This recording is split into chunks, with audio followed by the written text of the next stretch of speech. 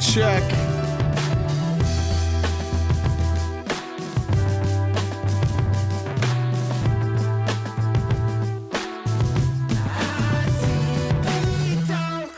Oh, happy Friday, friendly Friday, the friendliest Friday in all the land. Good to see you guys. Nobody guessed this hat right because I just found it. And it is camouflage, and I thought that might bring in some MAGA folks today. We'll see.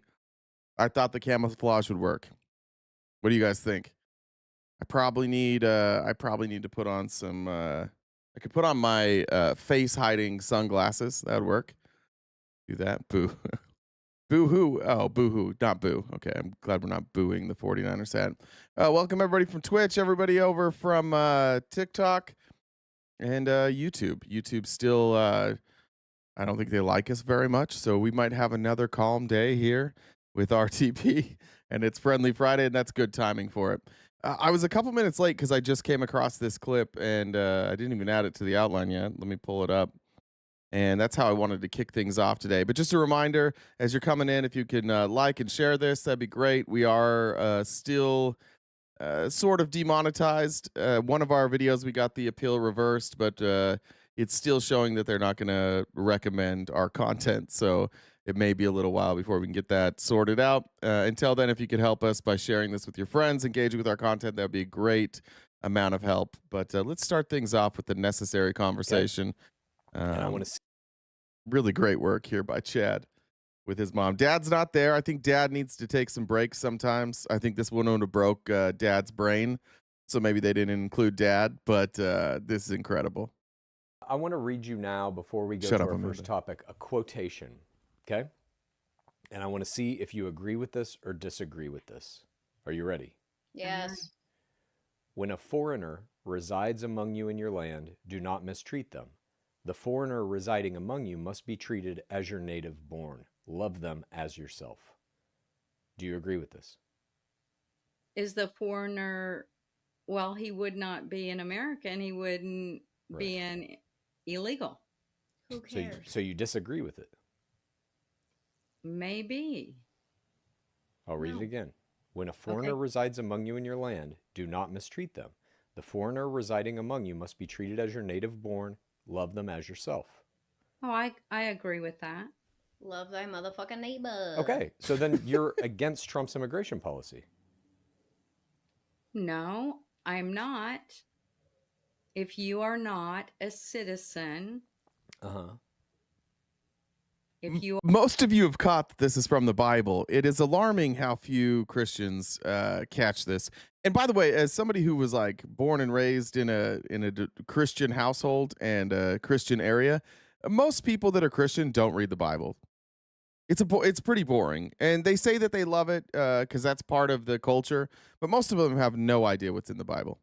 are here illegally. This doesn't say anything about citizen or illegal. It says when a foreigner resides among you in your land, do not mistreat them. Clearly, we are mistreating them. You agree with that, right? Yes, we're doing it. I told you that on the last podcast. Yes.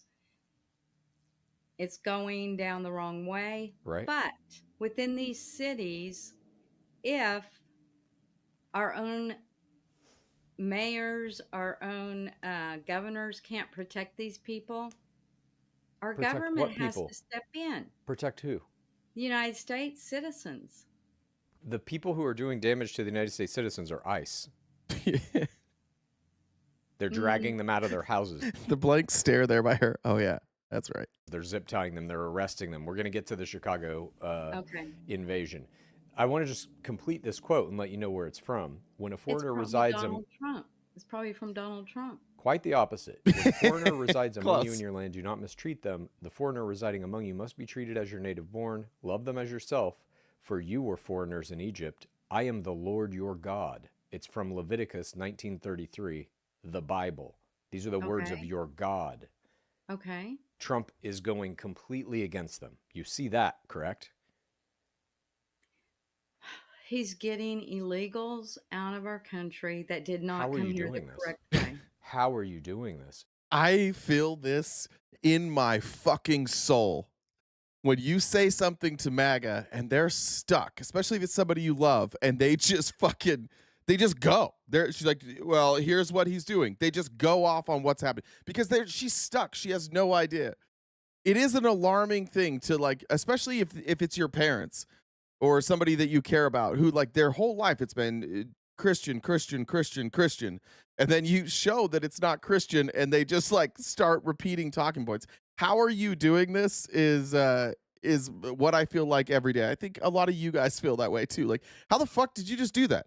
How did you walk right into the point and go, I got to go this way? I think a lot of it is because like the Bible's hard. Like if you're going to follow Jesus, that's really difficult. It's really difficult on its own. Like even if you throw out all the stuff that Republicans do now where they make everything about genitals, they make everything about sex. Even if you got rid of that stuff, like it's hard to do what Jesus did in the Bible. And so they just are like, yeah, fuck it. That's kind of just like a cool story and we can admire Jesus, but we're not really trying to be like that. God, your Christian God, literally says, when a foreigner resides among you in your land, do not mistreat them. Love them as yourself. It doesn't say anything about if they came here legally or did they get the right papers. None of that. It just says treat a foreigner as you would treat yourself. Love them as you love yourself. But And what if the foreigners do not treat us the way that they should treat us too? How are you doing this? This is the Bible.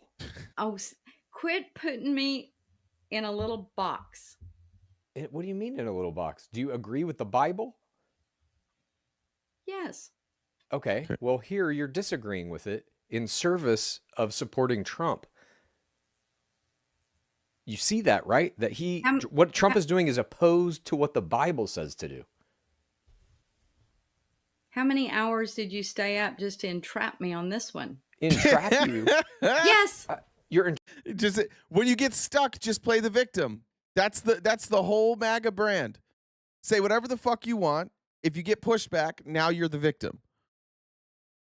It's ingrained in the culture. It is the culture. It's not even like a conscious choice by these folks anymore. They have gotten so used to Donald Trump doing the exact opposite of everything that they believe in that they've gotten to the point now where if people point that out, it's just unfair. It's just unfair, and they're the victim. You shouldn't be allowed to put me in a little box like this. Trapping yourself. You're the one who's saying, well, if they're not legal, fuck them. This is what the Bible says. There's no trap. You're either going against the Bible. Anyways, just saw that right before I went. I don't watch the podcast. I just always see clips, but I thought it was really good.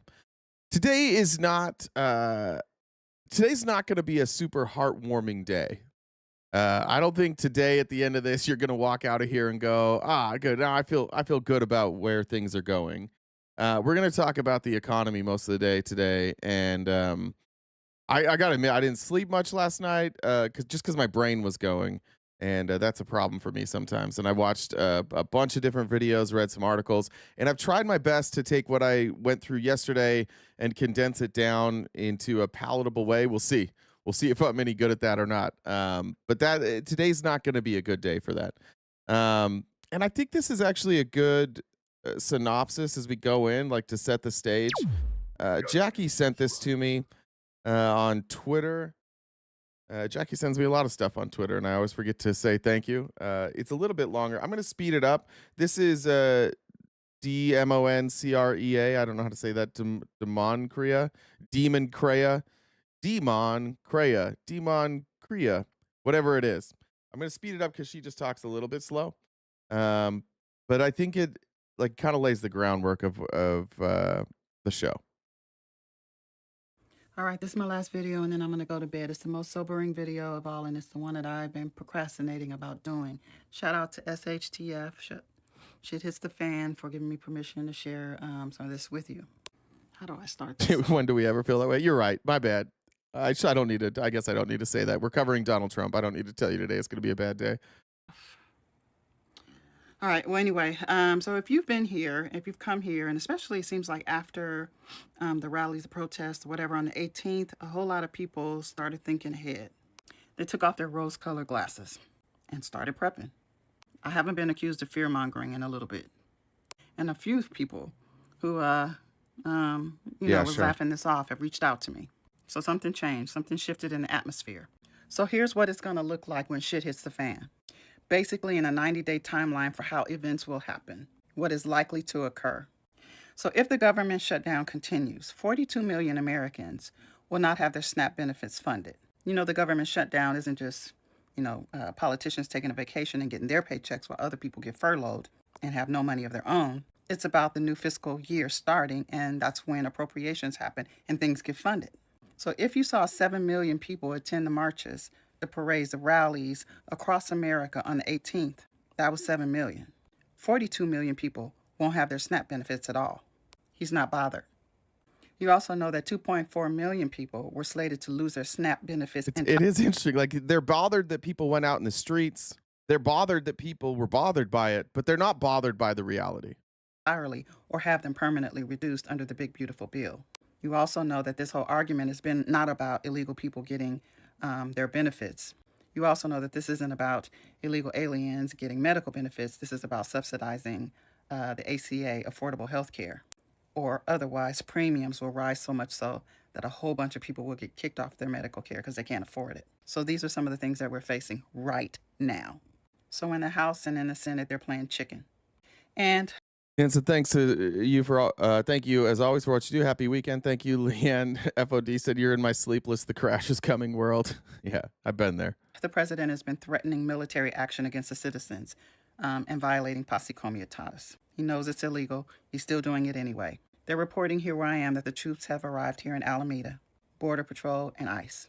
But back to 42 million people not having enough money for food. That will produce some widespread hunger and panic. And as a result, looting will begin. Military will be waiting. And this is I happening. think I tweeted this out the other day, and I don't even know why I tweet. It's into the void. Twitter is not a place for someone like me, but sometimes I just want to say something and I have nowhere to put it. But I think, let me see if I can find it. I said, when poverty rates go up, crime goes up. When crime goes up, the federal government takes over. That's the pattern. That's the plan. I agree with this. I think they're dead on. The fact that people are hurting isn't a bug. Like, it's part of the plan. It seems like. Can't say for 100% sure, but like, explain it any other way. The more people the more people lose benefits, the more SNAP benefits, the more people lose their jobs, the more prices go up, the more quickly things like petty crime are going to go up. And again, if you go on Twitter, like, they're already manufacturing all of this. Hey, Jen. Hey, nothing here. Want to say welcome Doug Raiders on TikTok. Who? Doug Raiders. Oh, I thought you said Dark. I thought you said Dark Raiders. Doug. No, Thanks. Doug. Thanks everybody coming from Dougie. Shit. Now I lost it. Oh yeah, that's what I was saying. As poverty goes up, as people can't pay bills, people are going to start committing crimes. And then you look at Twitter. Twitter is when I scroll through and I look through videos. Sometimes, like, if I find a video and I stay too long, then my algorithm changes, and it'll just show like people committing petty crime, and the comments are just like, these guys are scumbags. This is what's wrong with America. No, the reason that those rates go up, the reason people are doing this is because things aren't great in America. Nobody wants to just like go be a petty thief, right? There are people who want to be like lifelong criminals, and the reward for that is you get to be in the White House, and then Trump will hire you to work for the administration. There's lifelong criminals who do white-collar crime. Those are the heroes in this country. But if you steal, like, petty theft, those people are always evil, and they're always a sign that times are bad. But Republicans don't get what they're seeing. It's true. When you see this type of crime going up, that is an indicator that we're in for some dark times. But Republicans think it's because of a cultural shift. They're like, oh, it's just that people lost their way from Jesus. People hate each other too much. Now, they don't have any money. That's what happens. When people don't have money, they don't give a fuck about anybody else. When you're just trying to feed yourself or your family, if you don't have a place to stay and you look up and you see people with everything, you feel like, man, I can get some of that. I can just take some of that to take care of myself. So it's true that people get more selfish when times get hard, but that has nothing to do with Jesus. It's not a cultural problem. It's a monetary problem. It's a financial problem. It's an economic problem. In a population that is largely me first. Thanks, me Amanda. Only self-interested, and distrustful, fragmented and divided. So days 1 through 7 would just really be about immediate shock. If SNAP payments were to fail, grocery stores and banks would feel the weight of that face huge demand. When I said looting would start, it would start locally and it would be limited That's to a crazy thing to say. You can't talk about anything unless you run for office in this country. It's called freedom. Only people running for office can talk. Everybody else has to shut the fuck up. It's freedom. to, basic supplies, the things that we're stockpiling. So it'd be mostly opportunistic theft. Police will be a bit overwhelmed, and some officers will prioritize their personal needs over their jobs and may or may not report. There will be panic buying and social media. Sean, you are the problem. You are the problem. What are you advocating? Work more, get another job, stop having fun. Yeah, just hate your fucking life. Let's just make sure that we live in an economy where people can't have fun. That you just have to work. That there's always a segment of the economy that can't afford bills, can't afford vacations, can't afford their house, and they have to work 2, 3, 4, 5 jobs their entire life.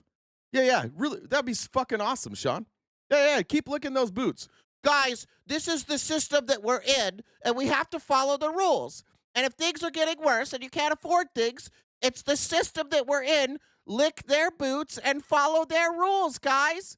We just got to do what they tell us to do, and everything will be A-okay. This brain dead, Sean. You're exactly who they want. They want working little bitches. It's like this guy won't question anything that happens. If things go to shit, this guy, Sean, he's not going to question anything. He's just going to go get another job. That's great, Sean. You're a good little foot soldier for capitalism. You're doing a great job, bud. Media will fuel that. Rumors will escalate fear. Wealthier communities will start securing their resources, securing their homes and their assets and their businesses, boarding up stores, taking resources and supplies out of the food chain. Sounds like we're doing that already. Days 15 through 30 would be localized collapse. In an urban area, you would see sustained chaos. There would be nightly looting, arson, roadblocks. The military would be here. Oh, yeah, it's hostile. I'm going to be real hostile about that shit. This isn't a safe place for you conservatives. Loyalty would be fractured as they start to experience people they know, their families. They start to see the impacts of their own families. Now, initially, they get sent away from where they live, but they'll hear the stories back at home. Some local governments will declare emergency rule, martial law. So you start to get curfews, limitations on movement, limitations on transportation, curfews. We already have that. Every time the left goes out and protests, a bunch of capitalist conservatives start issuing curfews. We saw that during the BLM protests here in Phoenix. They were putting out curfews in the middle of the protest so nobody knew. And then when people left the protest, they were like past their curfew. They started getting curfew tickets. They do this all the time because what Republicans are never going to do is they're never going to fix the fucking problem. They're just going to blame everybody else. They're just going to try and stop you from talking about it. And they're going to run out of that ability because too many people are going to be hurting. Like I with 100% assurity is much, well, I guess 99 is as sure as I could possibly be. A crash is coming. Hard economic times are coming. And you have a choice. You can be on one of two sides. You can be the side cheerleading the rich people, cheerleading the billionaires while they suck up all the money and then the government bails them out again.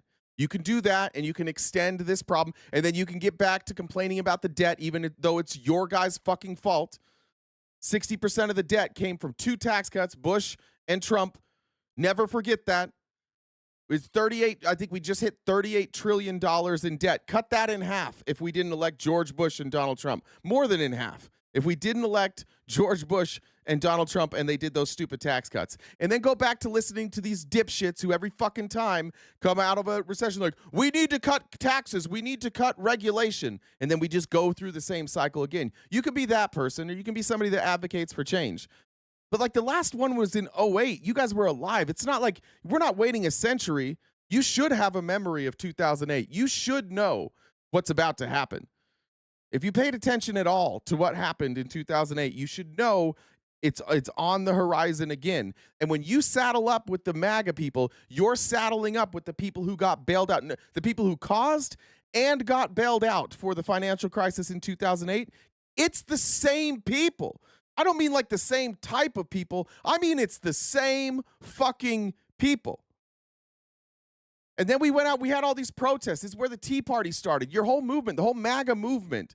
I don't know if everybody realizes this, but it started with the Tea Party. It started with them going out there, Occupy Wall Street, blaming very upset that the rich people got bailed out. So what was your solution to that? The next time you guys got to elect a president, the next time you had a Republican president, you picked a billionaire who surrounded himself with the people who caused the financial collapse of 2008 and benefited from it and got bailed out. That was what you did. You didn't learn a goddamn thing from that. Howard Lutnick, Scott Bessent. Scott Bessent has been behind virtually every financial collapse. And it's going to be pretty clear throughout the day today who Scott Bessent is. I hate to tell you this, MAGA. I hate to tell you this. But he is a George Soros protege, and he's following Soros's plan to a T. And just like he did then, he's lying to conservatives to get you to keep pushing your money in or keep the economy artificially high, keep the stock market artificially high. He's using all of you, and they're betting against the markets. I don't know if so in like the 1920s, in the 1990s, I think it was 90, when Soros and Scott Bessent bet against the British pound. It was almost the same situation we have now. They saw that the British pound was over leveraged, and so they made all these short positions. But they were quiet about it, even encouraging people to keep investing, because the higher that went up, the better their short position.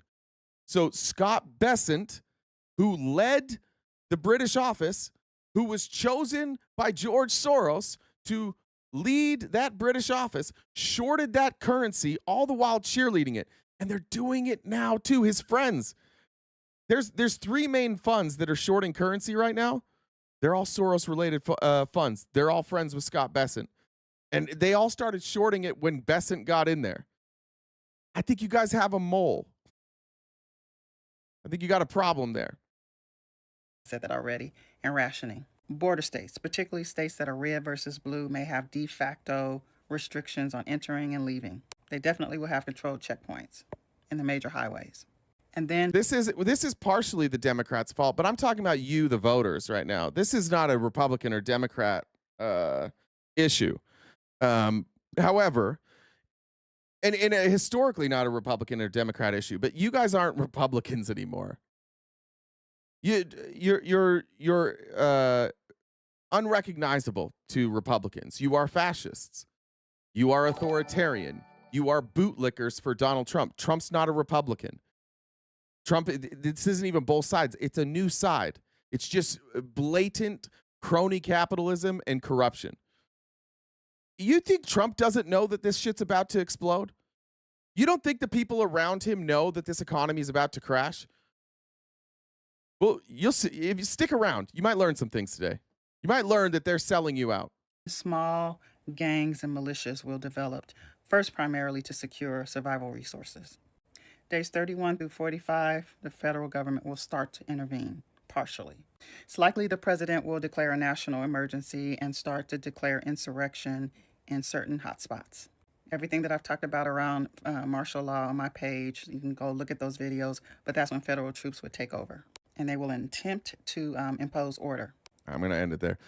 Hard to get a time frame. These things are really difficult. The reason it's hard to get a time frame is because the markets are artificial. And as long as there's people willing to pump money into the markets, or people as long as there's people like Trump manipulating the markets, then it's gonna extend. And that's what Trump really wants to do. He just wants to extend this out as far as he can.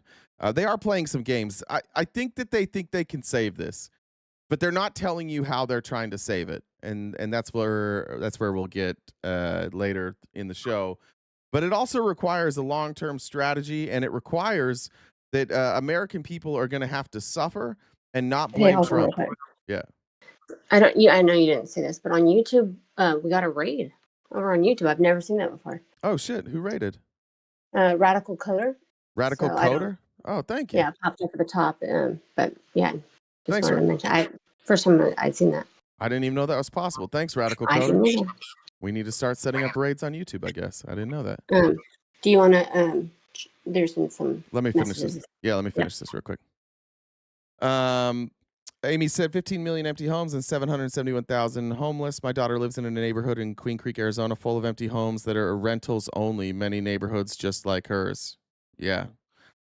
Queen Creek, I just barely, I mean, I was looking for a new place. I settled in Mesa, but I looked at Queen Creek, and you're right. The crazy thing about those Queen Creek rentals is they are severely overpriced.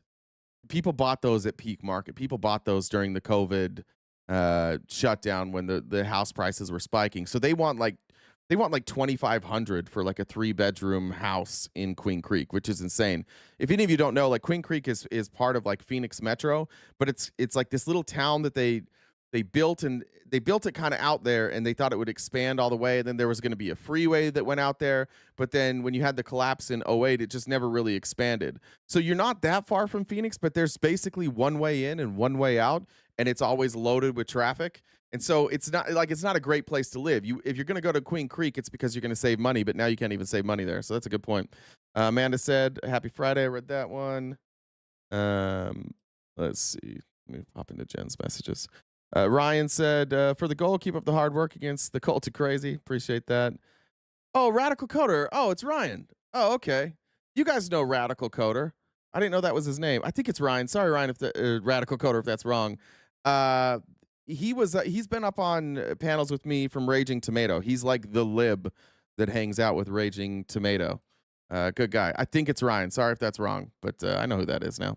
Thank you for that raid. Johnny, thank you. Good to see you, dude. And I think I got all of those. Check PayPal real quick. All right. Like I was saying, though, this plan requires some time, and it requires faith in Donald Trump and faith in this administration, and it's going to require more than just 4 years, and that's why Steve Bannon is saying this now. Hey, what's up, Brian? Yeah, I never remember it, Ryan. I never remember names, so that's pretty good. I like Ryan. We like Ryan. Sully said, everyone, please take care of yourself. Check in on loved ones and neighbors. Love you all. Thanks, Sully. This is why Steve Bannon, though, is now talking about a third term. Well, he's going to get a third term. So Trump 28. Trump is going to be president in 28, and people just ought to get accommodated with that. So what about the 22nd Amendment?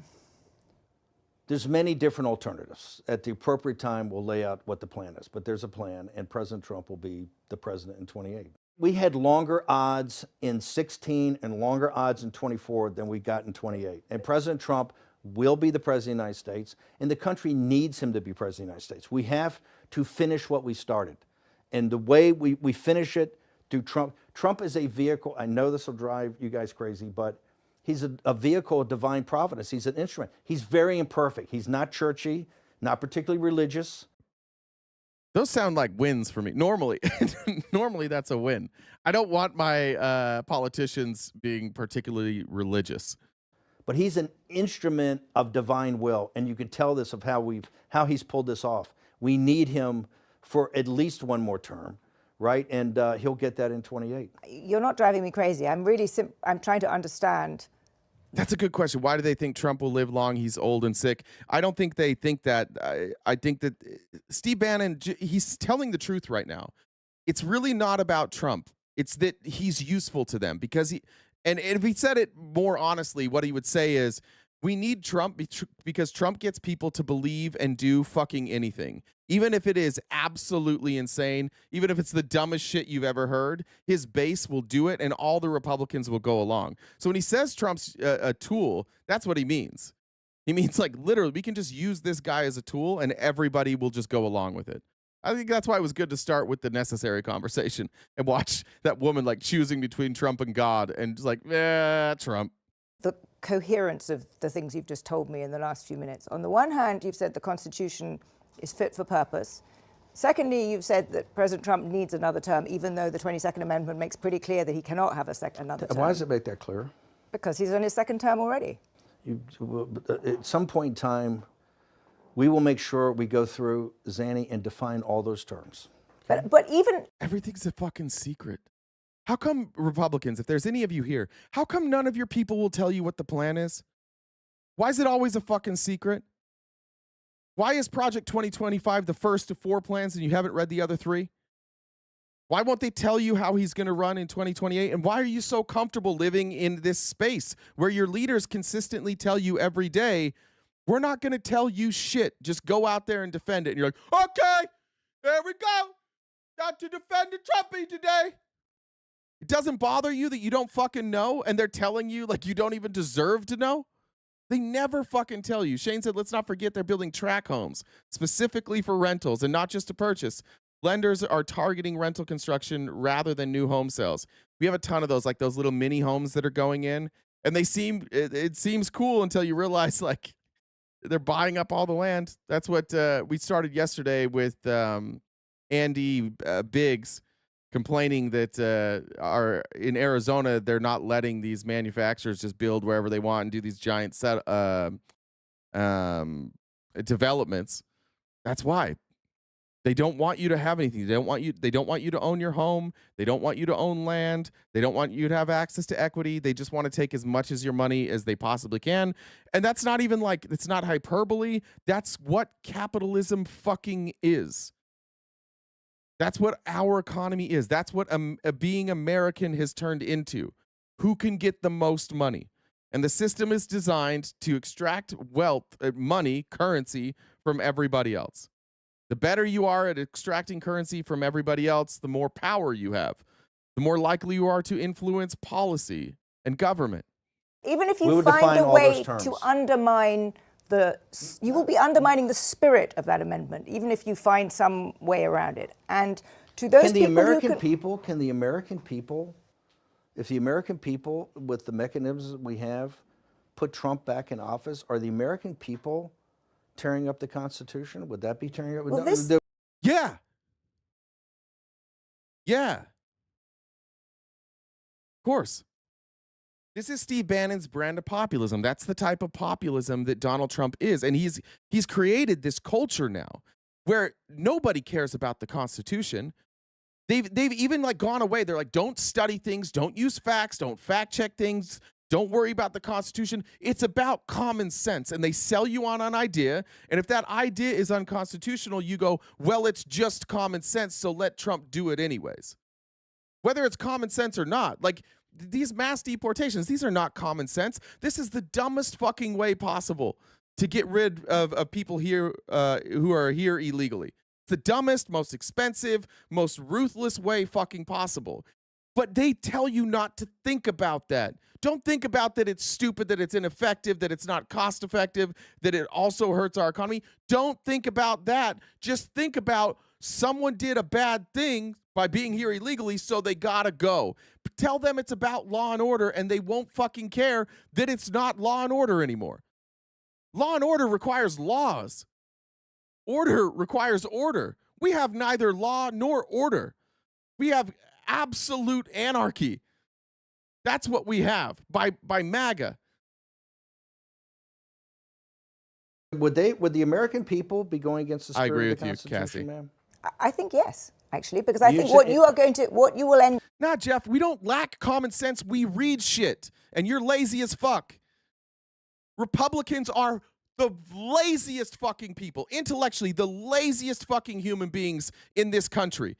You guys haven't changed your ideology my entire fucking life. You don't change your platforms. You don't change your plans. You change fucking nothing. You are the most intellectually lazy people. And when facts go against your ideology, rather than looking at your ideology and comparing it to the facts, you just go, oh, it's common sense. And common sense just means what I believed yesterday, I believe today. Common sense would say the earth is flat, though, right? Everything we've ever done, common sense would say otherwise. Remember when it used to be that the solar system revolved around Earth? That was common sense. Was that right? No, it was wrong. Was the Earth flat? No, that wasn't right either. Common sense is common sense is what common people have agreed is true. That's it. It's wrong all the fucking time. All the fucking, you guys are dead wrong right now. You're dead wrong right now about tariffs. You're dead wrong about how to fix this economy. You're dead wrong about almost everything, but you're so fucking lazy that you say things like, Democrats don't have common sense. They're always reading and doing math and science and evolving. Oh, they need common sense. They got to just be lazy like us. Up with So you're is saying the a American people- populist Bro, you are lazy. You can work your whole life, Jeff. You can work your whole life and still be intellectually lazy, which is what you are.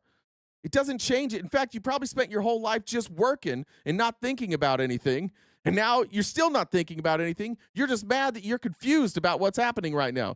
You don't have any answers to this. Why is the president talking about a third term?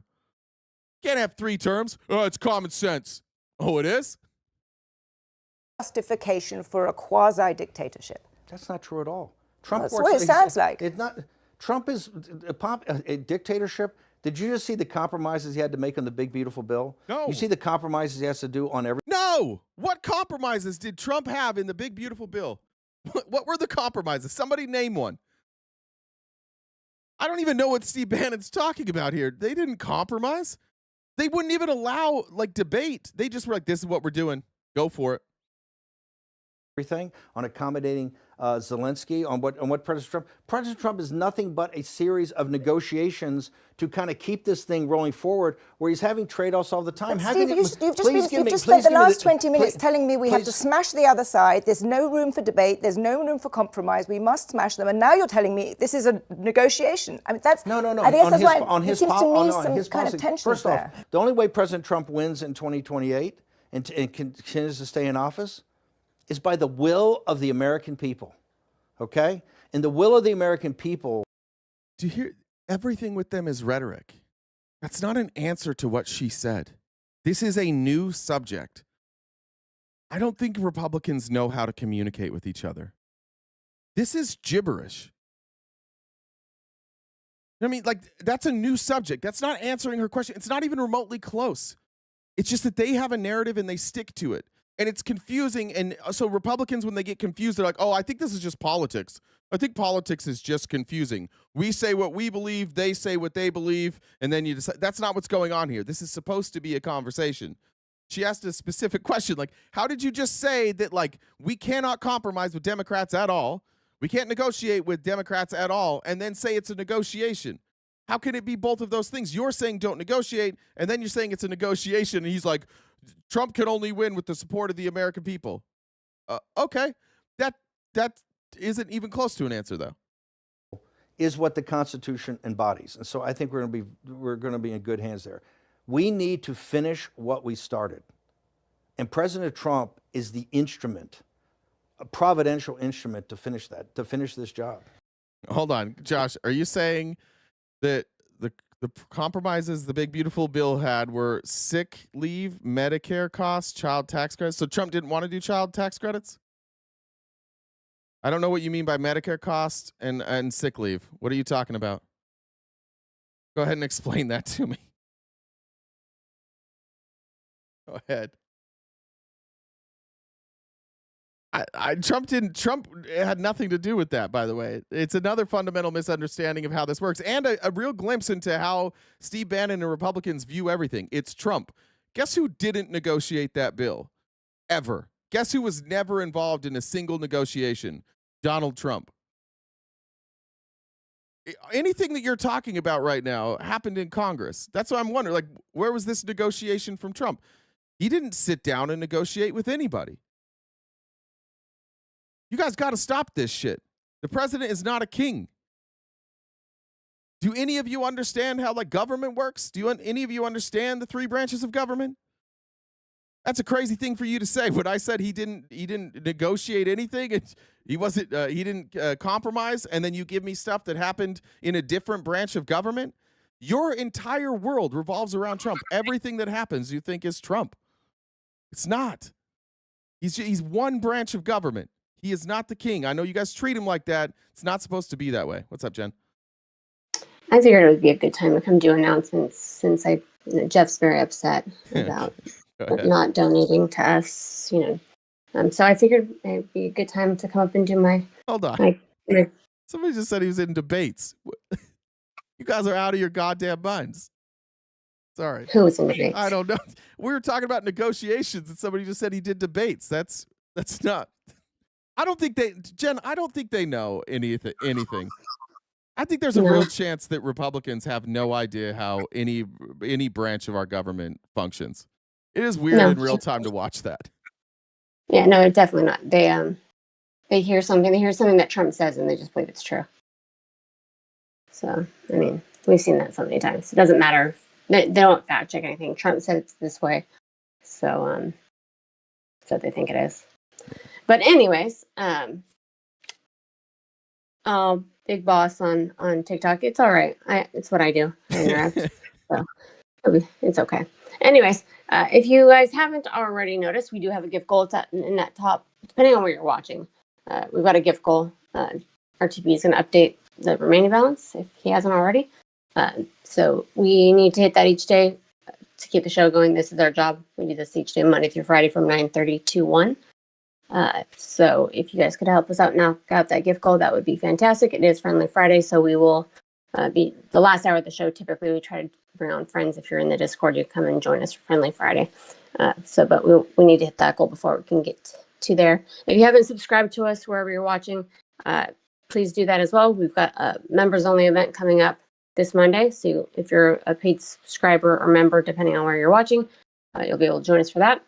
And then if you guys disagree, Jeff or whoever else, if you disagree with RTP, you can actually come up and have a conversation with him. And how you do that is the Venmo is my Discord username. So if you want to send me a message or add me on Discord, I can bring you on to have the conversation. You don't have to stay down in the comments. Check out the link tree in the bio. We're on most social media platforms. We've got merch, Jay's on Cameo. We upload these episodes to Spotify. And this was actually, this is not even a joke. It's just a question. Yeah.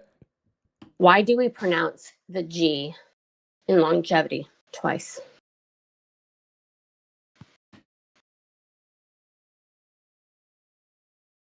Oh yeah, I don't know. I'm trying to figure that out. Yeah, I don't know. That's just it? That's just the whole thing?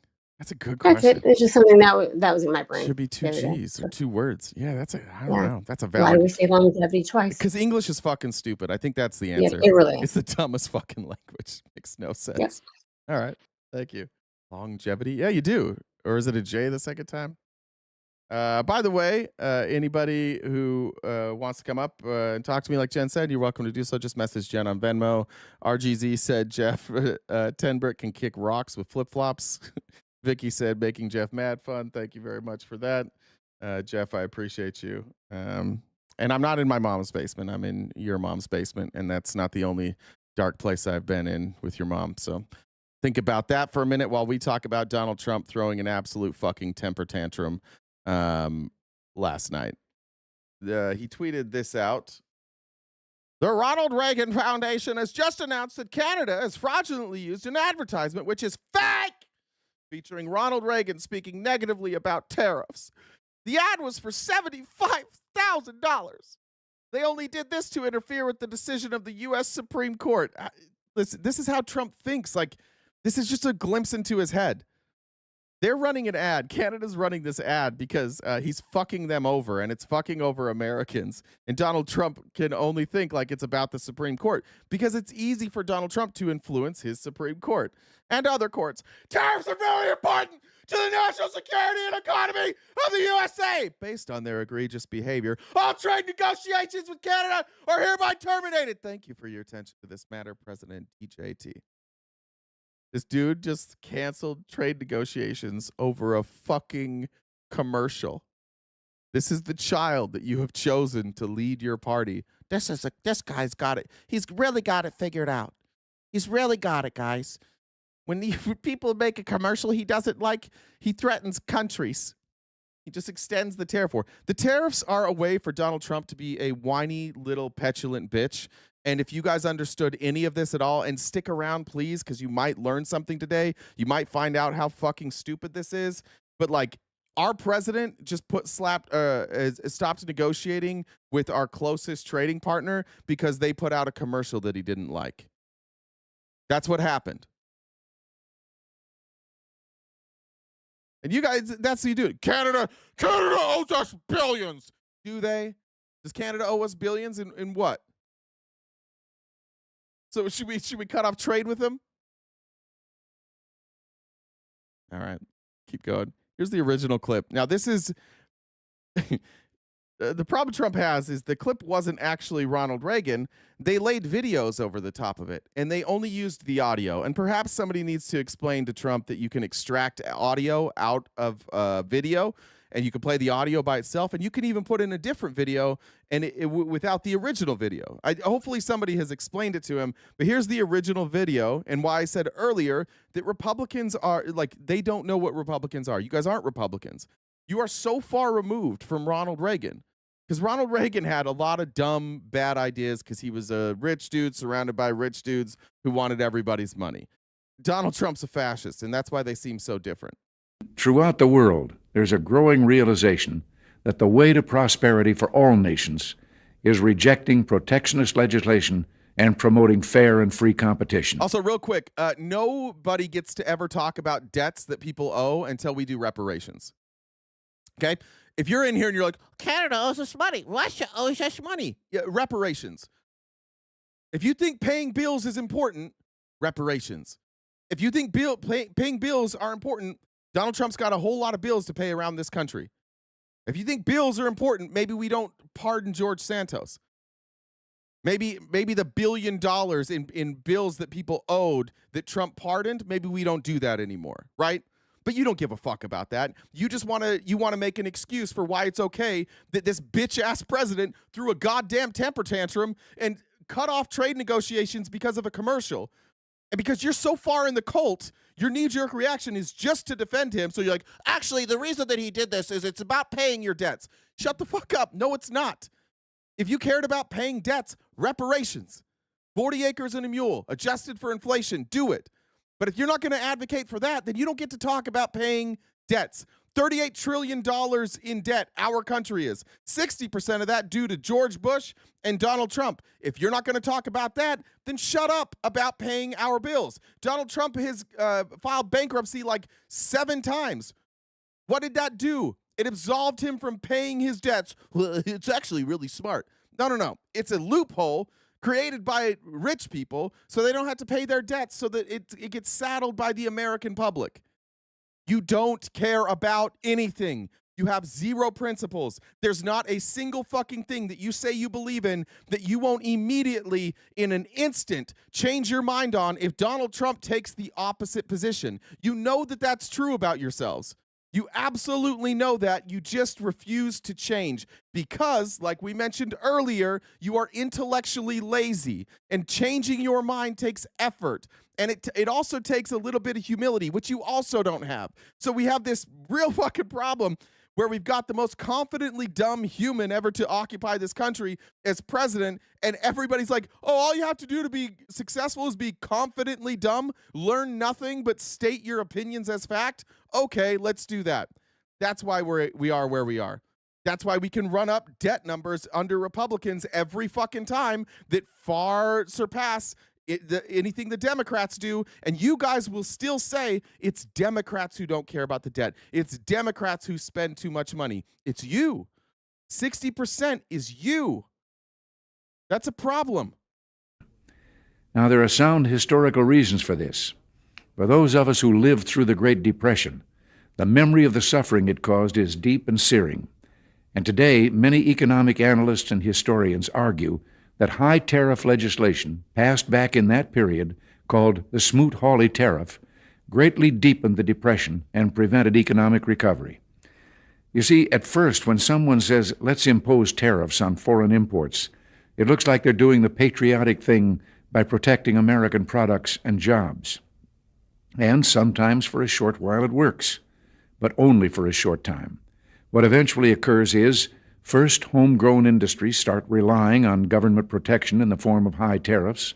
They stop competing and stop making the innovative management and technological changes they need to succeed in world markets. And then, while all this is going on, something even worse occurs. High tariffs inevitably lead to retaliation by foreign countries and the triggering of fierce trade wars.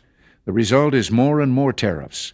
I just want you guys to, real quick, the debt now, the MAGA here in the chat, they're saying the debt is Congress's fault because Congress has to approve the debt. But earlier when Congress was negotiating the one big beautiful bill, that was actually Trump. You see how they do this? If it's something that they want to give Trump credit for that Congress did, it was Trump. But when it's time then to blame Trump, it was Congress.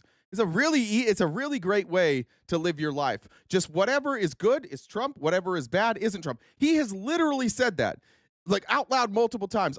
If something good happens, it was me. If it's bad, it was somebody else. And you guys just go, it's common sense, guys. Just common sense. Higher and higher trade barriers and less competition. So soon, because of the prices made artificially high by tariffs that subsidize inefficiency and poor management, people stop buying. Benny, you said Reagan's spitting even though he's the worst. He's reading. He's reading, and he's not even spitting. He's just saying something that everybody knows is true, unless you're MAGA.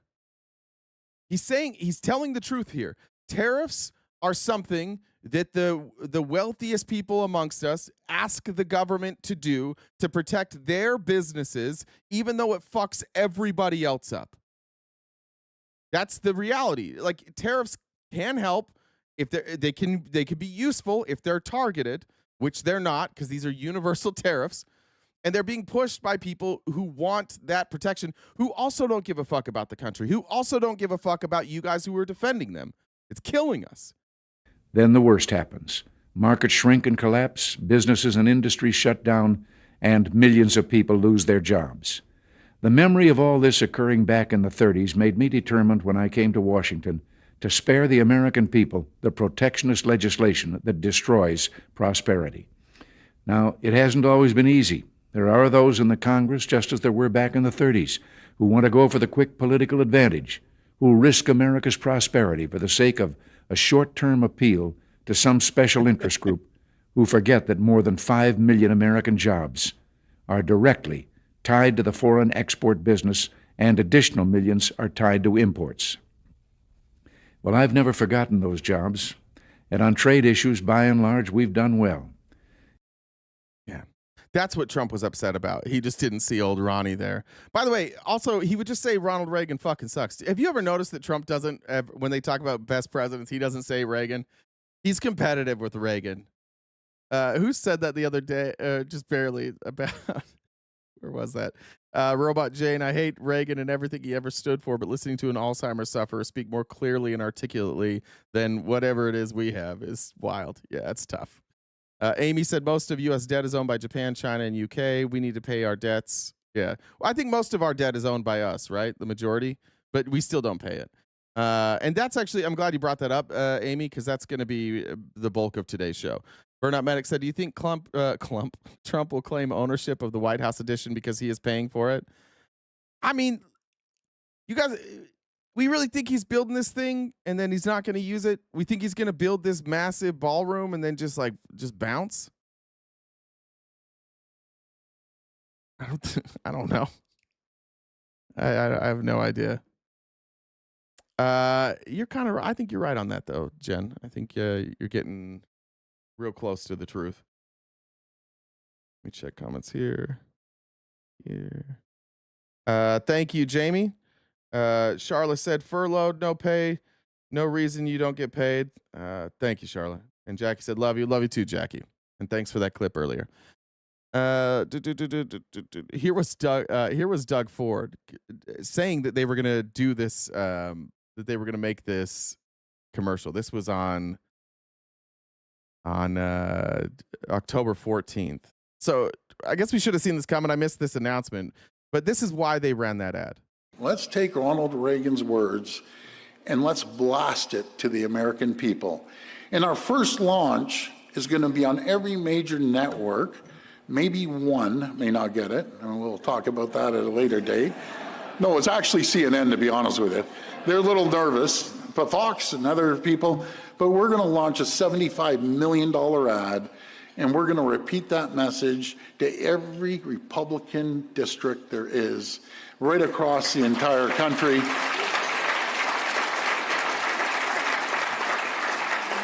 And we're just gonna speak the truth. But you know, that ad, it's not a nasty ad. It's actually just very factual, and coming from a person like Ronald Reagan, every Republican is going to identify that voice. Maybe the younger Republicans can't remember, but he was just the best president the country's ever seen, in my opinion. In fact, factory employment in America is at the lowest level it's been in 5 years. Make America great again, baby! Woo! We're going to bring back American manufacturing. How we doing? All-time lows. Thanks for asking. We're at all-time lows. This next one is staggering. The Center for Automotive Research in the U.S. says that President Trump's tariffs on autos will raise the costs for American automakers by nearly $108 billion in 2025. These kinds of enormous costs on businesses result in two outcomes: higher prices for American consumers and fewer jobs for American workers, and inflation on the backs of American workers. I see people calling Doug Ford corrupt. True, Doug Ford is corrupt. But like, that's the thing. There's always been corrupt people, and there's always been people. Ronald Reagan was corrupt, but they also understood that like their level of corruption couldn't get in the way of the economy like this.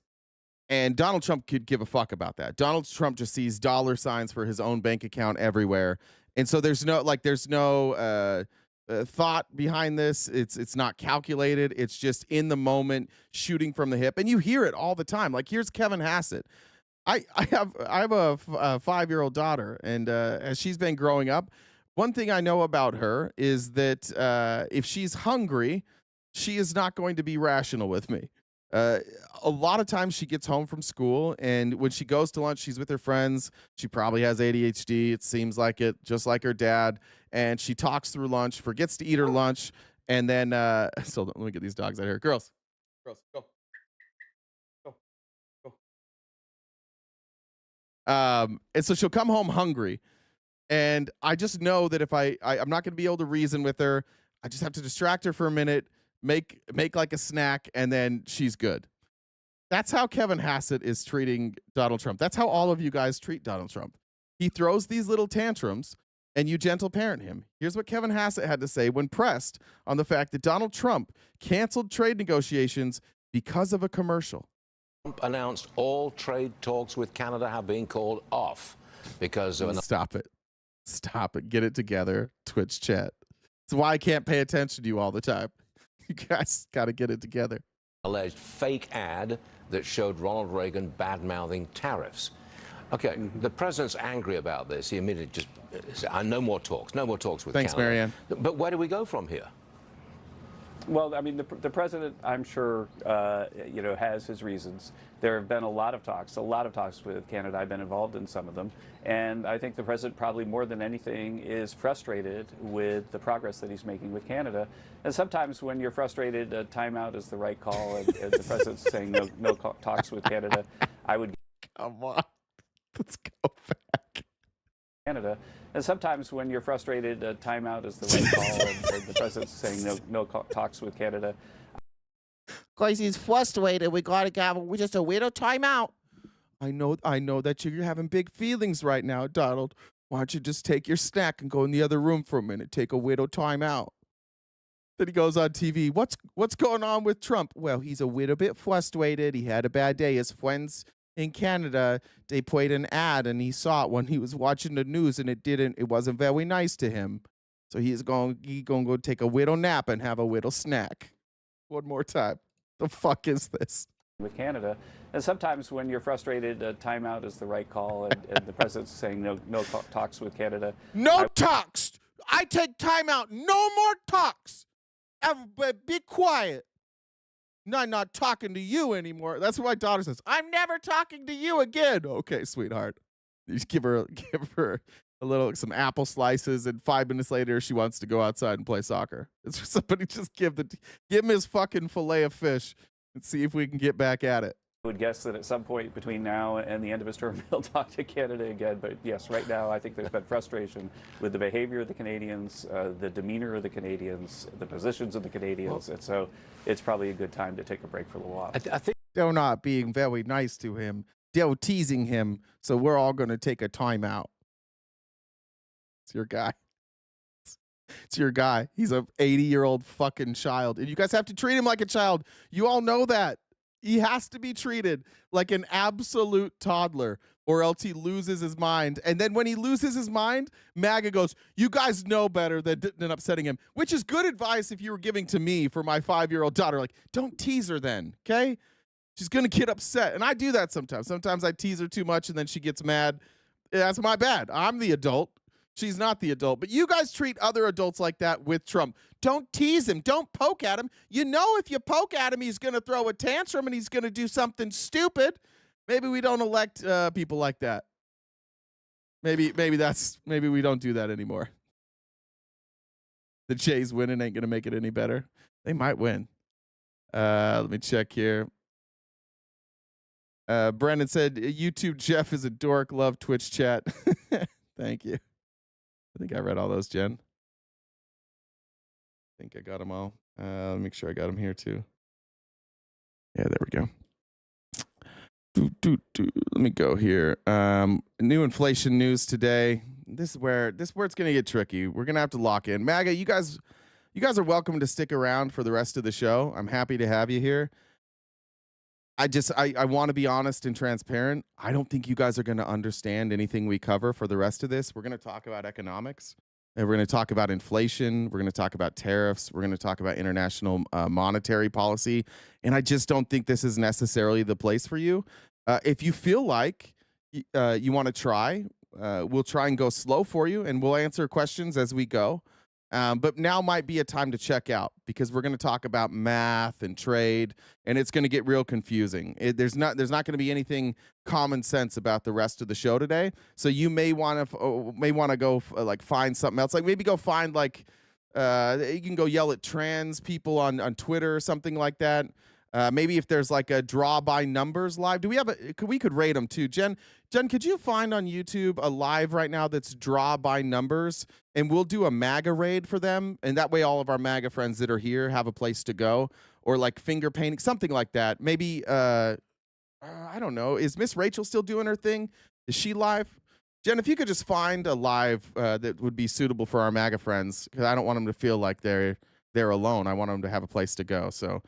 You guys hang tight. We'll get a spot for you. In the meantime, you're going to hear a lot of words you don't understand, and I'm sorry about that. If you have questions, let us know. We'll do our best to explain the words to you.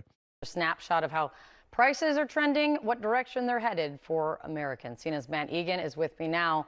Tell me, what's coming in? Yeah, well, unfortunately, Kate, the snapshot is not a pretty one, because we're back to 3% inflation in the United States for the first time since January. So these new numbers out show that prices were up by... Nice. Woo! There we go, MAGA. Woo! Good job, guys. You did it. You brought prices down by moving prices up.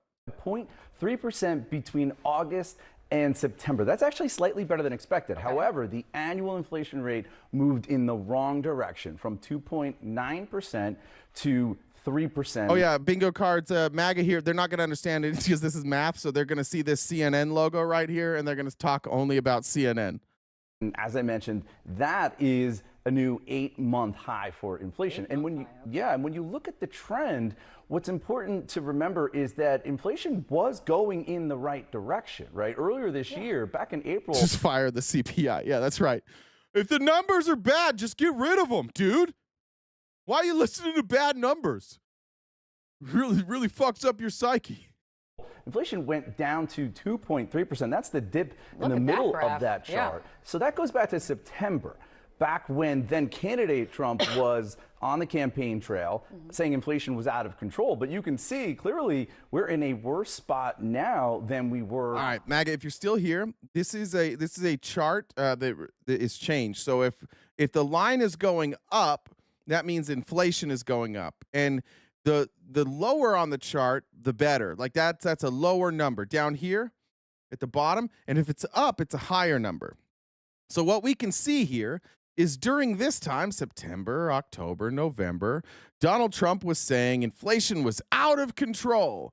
And we were, by the way, saying it's between 2 and 3%, so it's within the window, and it goes up. And you'll notice here also that it was low in September, and then it went up, and then it dropped. Great. Now Trump's policies went into place about here in April. That's when most of his policies went into place. So we saw some correction, and now it's going up, and now it's higher than when looks like when he took office there. It's significantly higher than when it was so bad that we had to get rid of the Democrats. It was so out of control here, which is lower than where it is now. This was out of control. This, they tell you, is fine. Actually, it's in a good spot, they say, as it's higher. Down here, it was out of control. This is what we say when we bring up the fact that, like, you don't know what anything means. You don't know what numbers mean. All you hear is Donald Trump say good or bad, and you go good or bad. And then you just follow it blindly. If you were honest, you would say, oh, if it was bad then certainly it's worse now. Right? Because higher, bad, lower, good. Right? This election time, better, worse, better, worse, even slightly better, worse. And when you guys, when for the rest of the show, what we're going to find out is this number's fake. This is artificial. It's the right number according to the math. They're not rigging the math. They're rigging the economy. They're rigging trade. And they're manipulating our currency to keep it at 3%. And I'll explain how they're doing that. We always do that. We've always used currency as a way to kind of try and control against inflation. But now it's rigged.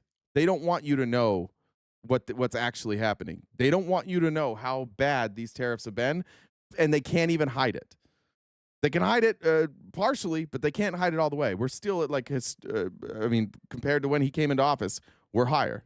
Nowhere near historic. We had 9% after COVID. 3% is we can deal with that if we had a sensible monetary policy going forward. Unfortunately, we don't have that. This is happening in America right now. Know how big of a problem hunger is in rural America? Spend time at a mobile food bank. It's 90% of what I consume.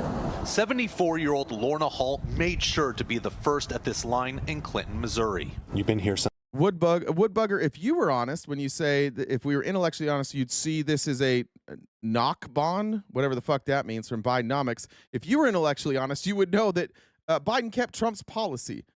Bidenomics, if you're talking about just like the spending from COVID, that was deflationary. That brought inflation down, did it not? It was at 9%. Both pieces of those legislation were put in, and inflation came down, right? So now, if you were honest, you would say that the only thing that seems to be different here is Biden was investing in America, and it was bringing down inflation, and it was bringing back jobs, and Trump is investing in nothing. He's just collecting money, and inflation is going up, but the tax policy stayed the same.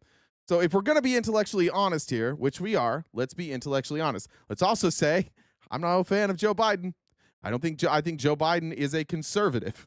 I don't think I think Joe Biden's tax policy was Republican tax policy. Joe Biden's not a progressive. He's not a lefty. He's just a moderate Republican, which is basically a moderate Democrat, which is basically a moderate Republican. Since last night. Yeah. But once again, this is happening while you say that. Everything's Joe Biden's fault. This is happening. It's that important to get what you need. Yes. And I don't keep the car running. I can't afford the gas, so I have sleeping bags to stay warm. Folks here share a similar raw reality. I still feel bad that I have to come up here and sit on a line, to get food. It's embarrassing as hell. Leo and Donita Barnett are among the 175 households receiving food today. Thank God we got it. We'd probably be sitting down there laying underneath a tree somewhere. It's a matter of life or death. It is. There's a message from locals to politicians bickering 1,000. Thanks, Court. Renee said, happy Friday, friends. Elbows up, Canada. Corvette Girl Robin said, RTP, come on. Who cares about inflation? There's no trans in sports. 1,000 miles away. Let's quit fighting. Democrats and Republicans, come on. There's people out here starving to death. If Congress had to live on the budgets that we live on, they wouldn't survive. Good point, Joe. If unemployment goes up, that might curb inflation. Less money equals less demand. I do think that that's what they're trying. I think that that's what they're trying to do. They're going to try and lie to the American people and tell them everything's okay using these inflation numbers. You're absolutely right about that. And by the way, you know why they don't care that healthcare is going up? It's the dirty little secret. Because the price of healthcare going up, they think will look like expanded GDP growth. Because healthcare goes into GDP. So next year, if this government shutdown doesn't affect anything, what Republicans will be telling you, what Donald Trump and Kevin Hassett and Howard Lutnick and all these Republicans in office who don't live in your reality, what they'll be telling you is like, look, we're doing great. Look at our GDP. It's all smoke and mirrors. Every bit of it is fucking smoke and mirrors. Hopefully at the end, I really hope. Like, I'm not an economist. I'm just a curious person. I hope at the end of today we can add like some clarity. I apologize in advance if not. I don't know that I'm the best messenger. I'm trying to use smarter people than myself to make the point today. But I spent hours yesterday from about 3 o'clock. I had a rare day mostly to myself, and I had my headphones in all day, just watching things click into place. And I want you to know that for maybe the first time since I've done this, I actually am like a little bit proud of the Democrats for standing firm where they are right now. And I think they have to. I don't like government shutdowns, and I don't like this division, but we are on the verge of this, like, the kind of a weird collapse. And it's going to be, we've already seen it, like, poor people are fucked. Middle class people are fucked. And then you have, like, this other group of people. And you have investors, you have the crypto folks, and then you have the rich, and then you have just the generic Republicans. And they see this future that doesn't make any sense that's laid out for them of like the way forward. And they see Trump being excited about it, and they see all these people making money, and they think this must be the way forward. It's an absolute trap. K-shaped economy, perfect common sense. Exactly. It's a K-shaped economy. All right. Let me go here. I think this illustrates the point of of America. I think that one of our greatest strengths as Americans is optimism. We are oftentimes way too optimistic. And I think a lot of that is privilege. We live in a country that nobody ever attacks. We live in a country where, although we've had times of like where we've had real poverty, like we don't experience things in the same way that other countries do. And mostly because we don't have somebody like the United States coming in and fucking up our shit all the time. That's one big reason. And we also have access to a lot of resources. We have a massive military. And so because of that, I think a lot of us feel invincible. And maybe that's like, I've got more privilege than others. Like, I'm a white dude in America. I have basically all the privileges that you can have, which I got to tell you, it feels weird to advocate against because it's pretty fucking smooth sailing. But we are regularly optimistic. And if you look back historically and go back to 2008, because most of us were alive, if you go back and you watch like news broadcasts, you can see some of this in The Big Short. They'll show clips, but you can also just go on YouTube and you can find like montages of clips of people talking about how great the economy is like a day before the whole fucking thing crashed. And you just see green numbers and green numbers and green numbers. And American people are very slow to admit that we're fucked. That's why like the debt crisis has gotten to the point it is. Like, my whole life we've been talking about the debt. Every campaign that I ever worked on with Republicans, it was like we talked about the debt all the time, but then we did nothing about it. Andy Biggs, who we mentioned earlier, Mike Lee, Ted Cruz. These people got into Congress, unseating people who had been in Congress for a long time, Republicans who had been in Congress for a long time, by attacking them from the right and talking about paying down the debt and talking about libertarian principles, which, by the way, I'm not a libertarian, but like it's better than republicanism. They all started that way, and now they all just vote to increase the debt all the time. And sometimes they'll say, "Oh, the debt's a problem," and then they vote for it all the time anyways. It's not something that it's something that we say, and like tangentially we understand it's a problem, debt's a problem, but now we're getting into the real crisis. And Americans, according to Harry Enton, and I don't remember who the poll numbers are here, are completely unaware. And this is across the board. It's not Republicans or Democrats. Americans are completely unaware of what is happening. Honestly, sometimes you look at the numbers and you just go, whoa, it kind of... Which, by the way, one other thing, that's a great indicator. When all of the economic indicators and all of the patterns are repeating themselves that a collapse is coming, one of the things that always repeats itself, always, one of the best indicators you can find that a collapse is on the horizon is that as things get worse, Americans care less. They just check out. Because it's hard. Like, none of you want to think about what happens if you lose your job, or if you lose your income, if your company folds. We don't want to think about that. So most Americans, when it gets like this, where we're at now, they just tune out. And you can see that in the polling. There's by no measure are we from 2016 when Trump ran, for 2020 Biden, or even when Trump took over this last term. There is no measure where we are in a better place economically now than we were at any of those points. So this polling isn't going to make sense, but the fact that the polling doesn't make sense is a historic indicator that we're on the verge of some scary shit. That pops off the screen. This is going to be a contrarian take. What are we talking about? Well, you know, Matt was mentioning about the econ playing such an important role in last year's presidential election. The top problem facing the U.S. is economic per Gallup. Last year, look at this, 43% at this time, 43% of Americans said the top problem was economic. Come to this side of the screen. It's just considerably different. We're talking about 24%. We're talking about a drop of near 20 points and more. Now, remember, this isn't the debt. This is the economy. Right? Obviously, the debt's worse, but economically, we just showed you the inflation. Inflation's higher now. We're bleeding manufacturing jobs. We're shrinking. Our economy is shrinking. But in October, 43% of Americans said it was the top problem. Now it's 24%. It's worse now. And it's not the top problem. Perhaps this could be because of, there's other things that people think are big problems right now. We got ICE in the streets. That's a problem. We've got a government who's telling the courts to go fuck themselves. We've got a fascist problem. That could be it too. But coming down for 24%, like, this is a key indicator that people are just ignoring the economy, and people generally ignore the economy when they can't make sense of it and they don't want to address it. More than that, we're talking about across all of the different political groups, right? Democrats, independents, Republicans. We see that the percentage who say the top problem is economic has been falling through the floor. And more than that, you know, we're talking about inflation. The percentage of Americans who say that the top problem is inflation has also been falling, which is, I think, very much surprising given all the news that we are hearing about the economy. It really is surprising. How does this compare to, like, the historical look at how people feel about the economy? Okay, so, you know, let's we'll go through history, right? Let's take a look. The top problem facing the United States is economic. In the average midterm election, it's 35%. Jeff, I don't know how to tell this. I don't know how to say this to you any better. You're the dumbest person in the chat right now.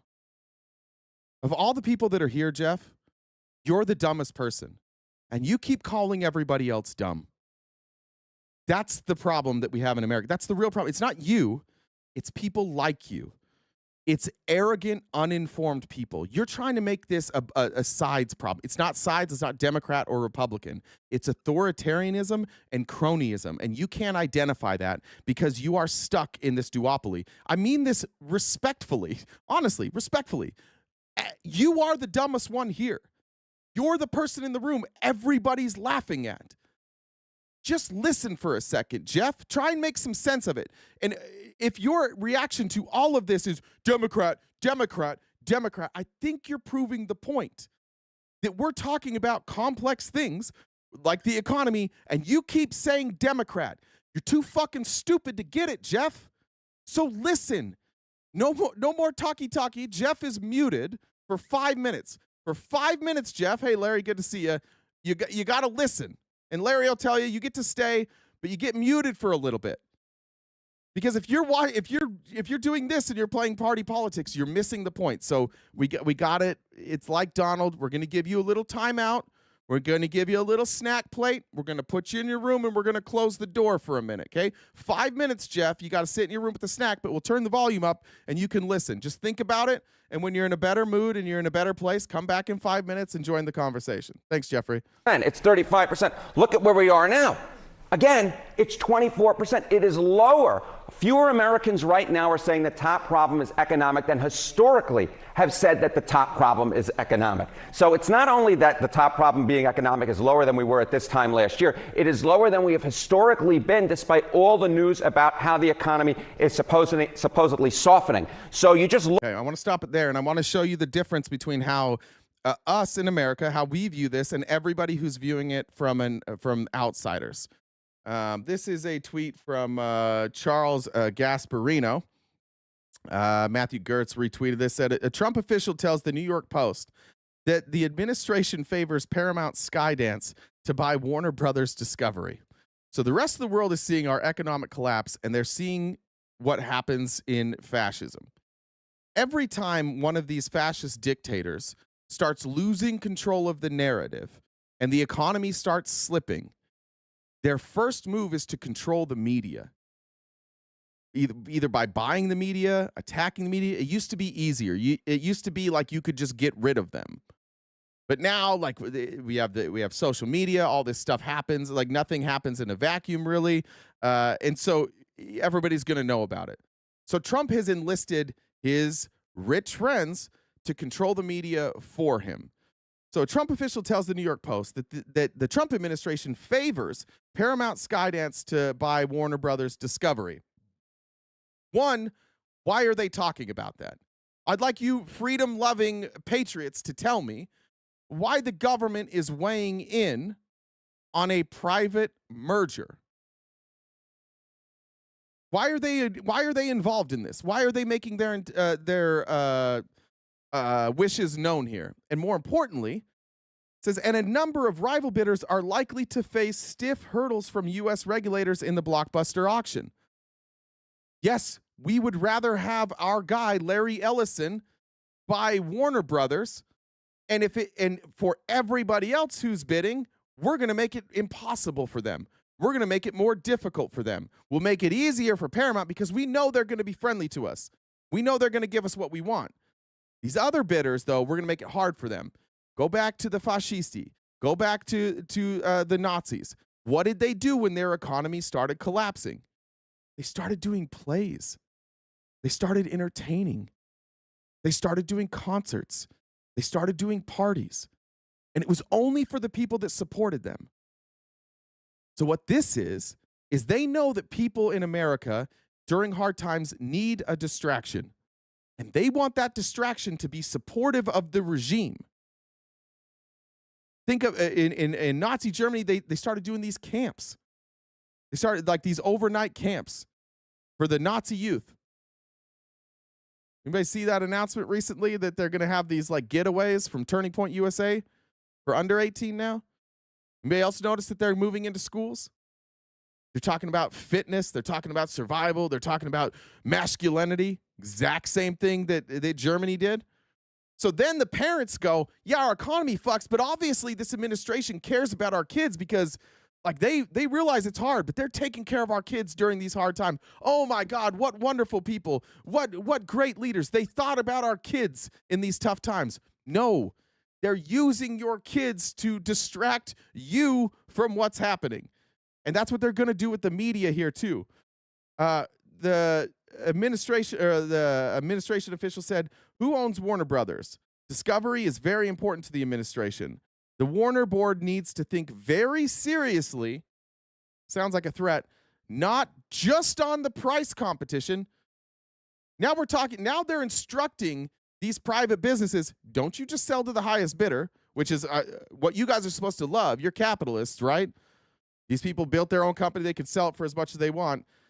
Not just on the prize competition, but which player in the suitor pool has been successful getting a deal done, and that points to the Ellisons. Think about it, Warner Brothers. Just think about what you're doing. Don't just think about the price. Think about the fact that no matter what price you agree to, Donald Trump has a favorite. And you know that if you choose Larry Ellison, Trump is going to rubber stamp that shit. And if you choose somebody else, Trump's going to make it impossible for you. Because they need FTC, I think it's FTC, right? FTC does this. No, not FTC. Is it FTC? Who has to approve this merger? Who approves this merger? It's not trade, is it? FCC. There we go. Communications. There we go. FCC. Thank you. They're going to need that approval. We already know how this works. The world sees it for exactly what it is. Americans see it. Non-political people see it. Trump just pardoned. Here's our guy, CoffeeZilla. And might I remind you, this isn't a political person. In this video, CoffeeZilla on his Voidzilla channel is going to go out of his way many times to say, I hate that that this is going to be considered politics. I don't talk about politics. This isn't politics. CoffeeZilla is one of the best investigative journalists in the crypto space. I think he is the best. He has uncovered and brought down like 50 crypto scams, some of the biggest ones. He was one of the leading voices behind taking down Sam Bankman-Fried. This man is as good at his job as any person I've ever seen being good at their job, and he does it independently. He's not, again, his whole career is taking down scams. And here's what he has to say. CZ, the founder. Can I take a second and acknowledge that TikTok is the smartest chat? No, because sometimes Big Boat's in here, sometimes Hoodie's in here. The smartest per capita chat, I'd hate to say this, is Twitch. They're going to get arrogant about it. But so our chat, the smartest per capita is Twitch because it's not infiltrated. Of Binance, bro, I am so cooked. My career is over. Worst time to be involved in fraud catching in the world, bro. There is just a pay to pardon going on here. Look, I got the whole timeline in front of me. I'm gonna go through it. Let me just tell you my mindset. It's rough out here for a CoffeeZilla. Whether or not you're a stan of the Trump family, it doesn't matter. I mean, this is just straight up corruption, which we should be all against, right? Should not be a political issue. Unfortunately, increasingly, politicians are involved in these huge crypto self-dealing deals, but I am not injecting politics into this, okay? It just so happens that they happen to be in positions of power, but don't worry about that, right? Just look at the facts, please, for a moment. It all starts November 21st, 2023, okay? Binance and Changpeng Zhao both plead guilty in a historic $4 billion plea deal, where basically they admitted they didn't really have anti-money laundering controls, and they kind of willfully looked the other way, specifically in regards to people they probably should have not allowed them to use their platform, such as, according to the charges, terrorists, cyber criminals, and child abusers. As we talked about that yesterday, like, this guy pled guilty to this crime. By the way, actually, let me pull this up. Listen to, like, Trump has no idea. Trump can't even tell you why he pardoned CT. Let me pull this up. I should have added it. I forgot. But I'm pretty sure I saved it. Sorry, guys. Give me 1 second. Is it?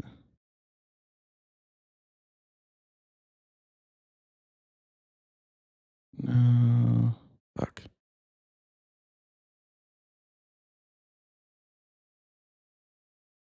Sorry, guys. I had a bunch that were... Here it is. Can you explain why you chose to pardon him, and did it have anything to do with his involvement in your Which one? Who is family's? that? The founder of Binance. He has an involvement in your own The family's recent crypto one, yes. business. I believe we're talking about the same person because I do pardon a lot of people. I don't know. He was recommended by a lot of people. A lot of people say that. Are you talking about the crypto person? A lot of people say that he wasn't guilty of anything. He pled guilty. Not only did he plead guilty, he issued a public statement and a motherfucking apology. Trump is Trump doesn't even know his fucking name. Do you know why Trump pardoned him? Because he's going to give World Liberty Financial a bunch of fucking money. That's how. And Trump's organization, World Liberty Financial, which he owns 70% of, 70. He owns 70. The other 30% is like his family and his friends, but he personally owns 70%. And every dollar that sits in World Liberty Financial, because they are a stable coin, which are not very popular, he picks up a fee, and I think it's 4%. So when they've raised like $4 billion, we're talking hundreds of millions of dollars directly into his pockets. He doesn't know his name. He still can't tell you what cryptocurrency is. All he knows is that every time he pardons one of these motherfuckers, he gets hundreds of millions of dollars. 4 months in jail, and they say that he was not guilty of anything, that what he did, well, you don't know much about crypto. You know nothing about nothing, you fake news. But let me just tell you that... What a psycho.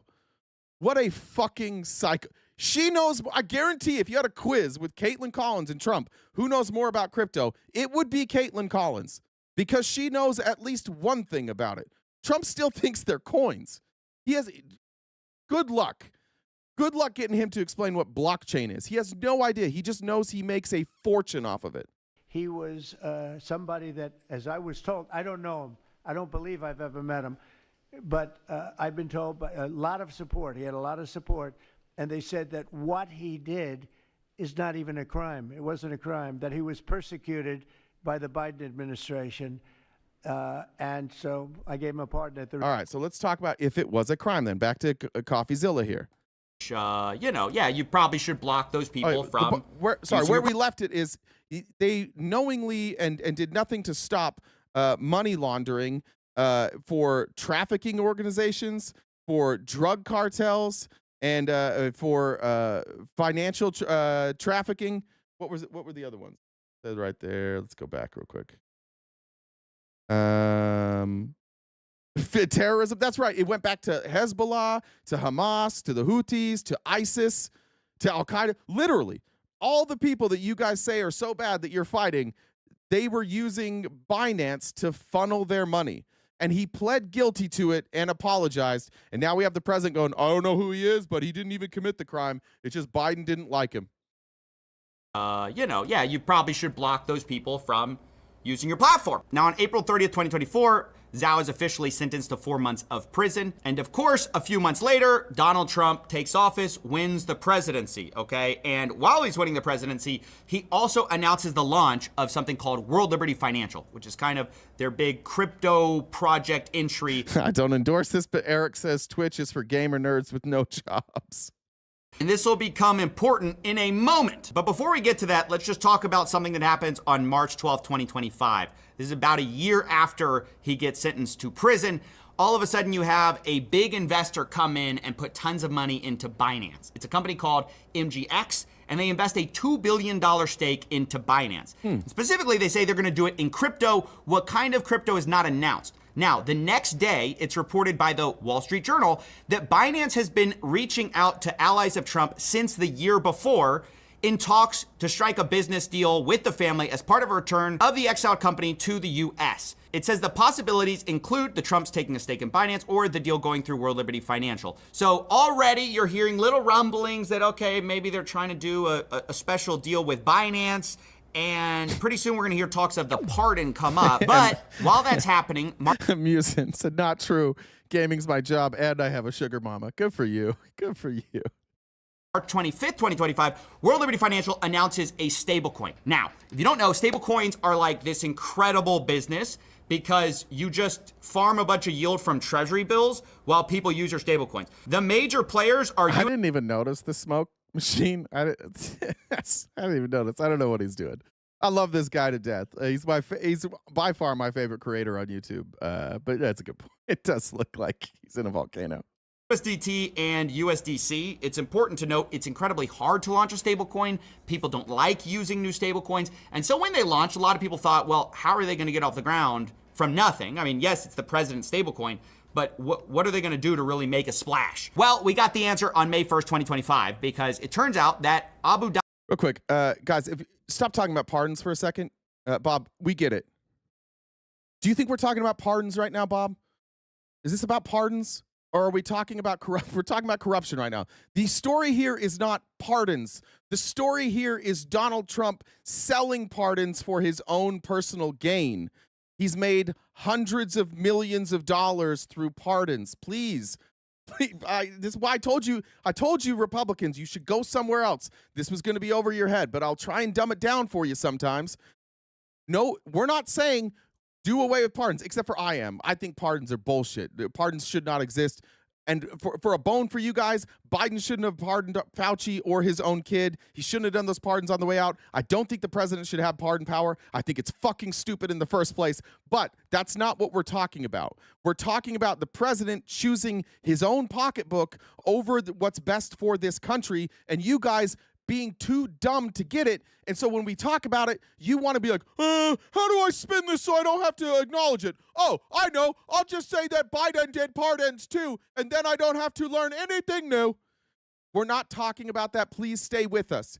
We're talking about the president using the power of the presidency to enrich himself off of the backs of Americans while you suffer. This will hurt you. It is not good for you. But it's about corruption, not pardons. Dhabi investment into Binance, that $2 billion deal, it was all done through USD1. Now, there's no reason to do it in this currency. You could have done it in BNB. That would actually make a lot more sense. Put it in Binance's own crypto coin. No, the only reason you would do it in USD1 is to really help out one person or one player, which is World Liberty Financial, which is Trump's crypto project. Because, of course, as we said, these stablecoins are backed by treasuries. And unless you redeem the $2 billion, if you just hold it in USD... Let me explain what that means. When they say the crypto, like these stablecoins are backed in treasuries, it's the same way, like you'll hear a lot of people talk about the gold standard, right? And that historically our currency was backed by gold. We could only have as much currency as we had gold, but as we expanded our market and we have a more global market, we have decided that we can't do it with gold. So now it is backed by our credit, right? So treasuries are backed by our credit and people back their stuff through our treasuries. So this stable coin here is linked directly to our treasuries. Clear on that? Like that's how it's backed. This will matter later on. It doesn't matter too much here, but for the rest of the day, you need to understand like how treasury notes are used and how people back their currency. One, what you're doing is de facto making the World Liberty Financial Group about $60 to $80 million a year because they're just farming. Guys, you got to mute Bob for a couple minutes. Bob, we did an investigation, a 3-year investigation into Joe Biden, and what we found is his son made a few $1 million and he made $0. In this presidency alone, Trump has made over $10 billion. His family has made billions of dollars. You don't get to say Biden was the most corrupt. In 10 months, Donald Trump has made more money than he made his entire rest of his life combined. This is the most money he's ever made, and he's doing it openly by taking bribes for pardons. You don't get to talk for a little while. You don't get to distract and go back to Biden. So, Bob, you're on a 5-minute mute. Take your apples and peanut butter and go sit in your fucking room. We'll turn up the volume. You can listen. Do your best to learn something. Make sure you eat all your apples. Don't get any on the carpet. If you need a cup of milk, let Jen know, and we'll deliver you a cup of milk, but you got 5 minutes, bud.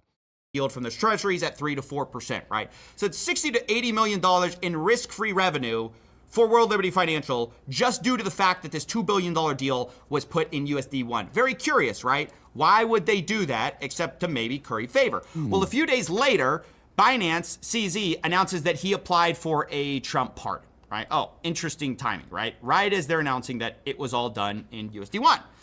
The next, you see how this works, though? They set the stage first. They publicly show that the money is there, that the bribe is available, and then they go to Trump and they're like, hey, could we get a pardon? And when Trump says, I don't know who the fuck this guy is. Did he donate to me? No. Well, why would I pardon him? Look at this. He's already said he's showing you publicly that he has $2 billion that he's willing to put in your fund if you give him a pardon. Let's do it. Let's pick up that 4%.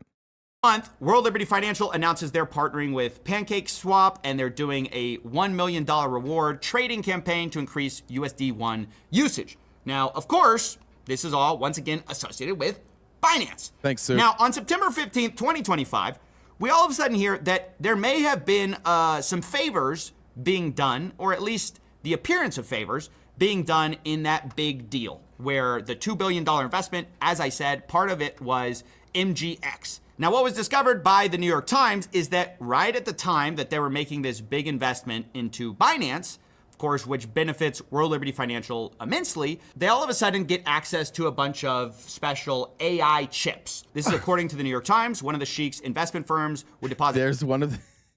Uh-oh. It's all linked. Weird. $2 billion. And you guys want to talk about Biden's crime family. Brian said, I know I'm dumb and I don't want to be, but that's why I listen. MAGA doesn't know they're dumb, which makes it impossible to listen. That's true. We're all dumb. That's I listened to all this stuff yesterday. I'm struggling to explain it super succinctly because this is what I did yesterday. We're all dumb. If you admit that you're dumb, then all you can ever do is learn. That's a great place to be. $2 billion into World Liberty Financial, a startup founded by the Witkoffs and Trumps. 2 weeks later, the White House agreed to allow the UAE access to hundreds of thousands of the world's most advanced and scarce computer chips, a crucial tool for the high-stakes race to dominate artificial intelligence. Many of the chips would go to G42, controlled by the same sheik. Interesting. So one side of that deal got a benefit, right? MGX. Now, of course, there are a bunch of disclaimers in this piece that, everybody's saying that there was no conflict of interest. This just sort of happened to work out. The official quote is that the deal was totally unrelated to any government business. But now we know one side of the... You know that was fucking Caroline Levitt. Hey, Trump got $2 billion for his own company. And the people that gave him that $2 billion, then he used his government position to give them access to the chips. Do you have anything to say about that? It's unrelated. It's all unrelated to the government. Oh, okay. Got it. He had to use his authority as president to do it, but it's unrelated. Got it. Okay, it's just unrelated. That's all. Caroline Levitt. And MAGA's like, she said it was unrelated, guys. Why are we still talking about this? Listen to Caroline. Caroline. She's the reason for the word. The deal, MGX got something. And now the question is, what does Binance get out of holding this USD1, right? Why don't they Julie, this is CoffeeZilla. He is an investigative reporter on YouTube. He's incredible. You should all follow him and subscribe to his CoffeeZilla and Voidzilla channel.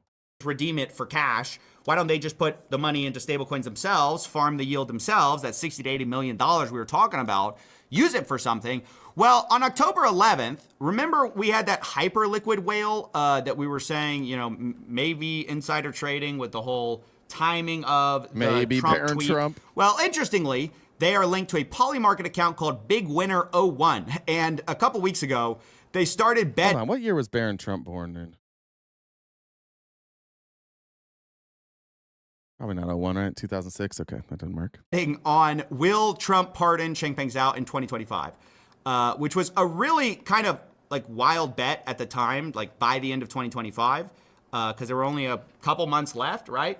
But then all of a sudden, of course, October 23rd, 2025, we get the last leg of this deal. Trump, of course. Now, Polymarket is a betting market. If you don't know about them, they're the ones that they allow you to bet on politics. They're also accused of funneling money through these bets. They're also accused of insider trading. This happens all the time, where something that you don't expect Trump to do, he suddenly does, and there was somebody who bet a bunch of money on it. By the way, it's also the people that sponsor the Young Turks, and just for the record, fuck the Young Turks, because they took this money. They took this dark right-wing money that allows all these rich people to trade off of insider knowledge from Donald Trump. Yeah, so fuck the Young Turks for this, and for some other reasons too. But that's why I don't give a fuck about the Young Turks. They're sellouts. Pardons convicted Binance founder. And it's important to note, once again, just like the MGX deal, the White House is, of course, denying that it had anything to do with some of these crypto deals. Instead, White House Press Secretary Caroline Levitt says that Trump exercised his constitutional authority in issuing a pardon, who was prosecuted by the Biden administration and their war on cryptocurrency. The Biden administration's war on crypto is over. But again, what we saw is that the actual charges had nothing to do with, like, politics. Instead, what's interesting enough too is following CoffeeZilla is that CoffeeZilla has been the catalyst for honestly, most of these investigations. And he doesn't criticize the Biden administration because he doesn't criticize administrations for their lack of action usually. But that was kind of the point. I was watching CoffeeZilla the whole time as somebody who had voted for Biden, and I was like, man, this administration's not doing a goddamn thing about this. Every time they brought down somebody in crypto, it was the most obvious case, and there were about 100 other cases that they also should have pursued, and they didn't. But the Biden administration was incredibly soft on crypto. What crypto does is crypto acts in the same way as the stock market, but with absolutely no regulations. And with insider trading being really the only way that you make good money with crypto. If anybody in here has made good money with crypto, you've either one, been lucky, or you're probably part of a group that has inside knowledge, or you're able to find that group and mirror their trades in real time so that you can trade on their insider knowledge. But it is by far the most corrupted industry that exists. It is full of insider trading. It is full of market manipulation. And the Biden administration was too soft on it, way too soft on it. And then Trump came in and said, we're literally not going to investigate anything. In fact, everybody that did get investigated and got caught, we're going to pardon all of you as long as you give me some cash. This matters. Just remember, while we're watching this for the rest of the show, think about this when we start talking about currency and the plans of the United States. This is the most corruptible system possible. You would not want to build an economy on this system. I have a friend who is a former professional golfer who is huge MAGA, always been crypto. He has had all of his crypto stolen twice. He just woke up one day and it was gone. He has no idea what even happened. Twice. We're talking about millions of dollars. Twice. And there's nothing you can do about it. It just is what it is. Just gone. You can't insure it. The government's not going to come in and give him that money back. It's just gone. Of course they want you in crypto. Of course the richest people among us want you in crypto. Why do you think crypto started out as this libertarian idea, and now who are the top holders in crypto? All of the billionaires. Because they see something that they can manipulate and control. And then they target who? Young men. And they sell you on this idea of capitalism's so great, dude. Crypto's so great. It's the future. If you invest in it now, look, it's go to the moon, baby. Woo, bro, let's chest bump. Let's go to the moon. And then you all fall for it. And you're just playing into this game that they want you in because they can control it. And then they say things like, oh, we have a fiat currency. You're going to find crypto is a fiat currency. The charges were related to anti-money laundering and allowing money to go to basically criminals. They had chats from the chief compliance officer of Binance noting that they should probably not allow money to Iran, North Korea, Syria, Cuba, and Crimea. So, they kind of had them dead to rights. That is why it was such a big deal. And now, basically, that's being kind of wiped away here. The Wall Street Journal first reported on the pardon, says it will likely pave the way for Binance, the world's largest crypto exchange, to return to the U.S. after the company pled guilty. And really, my problem here is, okay, if you want to say, look, we're trying to do less of the crypto enforcement stuff, we're just trying to loosen controls, that's one thing. But to make the president's family such an obvious beneficiary is so crazy to me. I mean, it's even if you're a supporter of Trump, and that's fine, you got to call balls and strikes here. This is insane. It's an insane corrupt. Oh, that's why you're dumb, Woodburger. You're from that audience? Guys, Woodburger's here from, what's that dipshit's name? Rob Knorr's audience. That's why. They're still upset about the signs. It clearly didn't get in under anybody's skin. I've never fell for a crypto scam. Frankly, I just think that when I actually thought I was going to invest in crypto, I thought I was going to get into it. And then the more I learned, I just watched people get scam after scam after scam. And there's no way to tell if you're going to get scammed.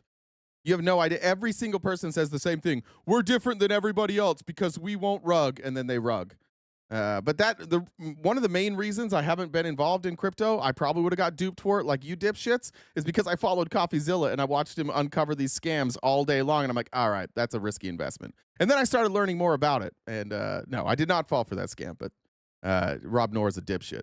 Move where it clearly benefits the president and it clearly is just like to make them even more money.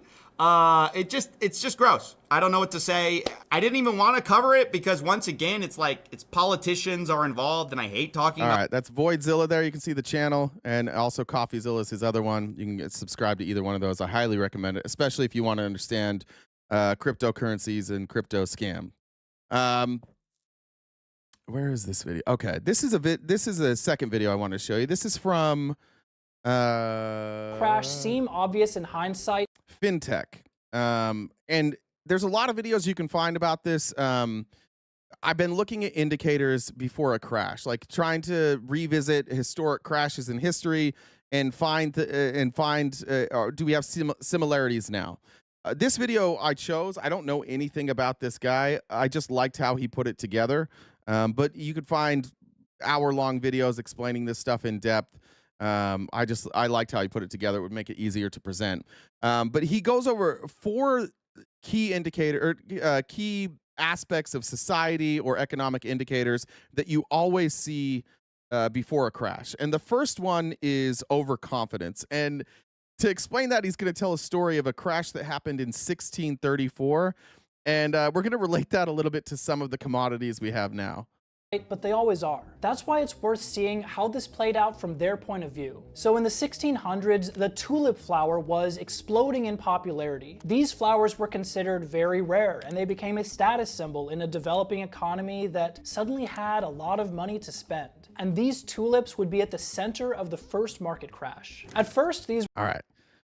The reason I thought this was interesting is with tulips is you think about tulips, like the flower itself, that doesn't last very long, but the bulbs, those last, and so that can be your investment.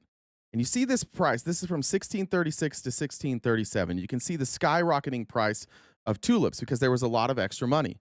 If you look in the last 5 or 6 years, the things that people have sunk incredible amounts of money into that don't make any fucking sense. Some of them I've sunk some money into as well, and I probably will just because I like them. Sports cards and memorabilia is a big one.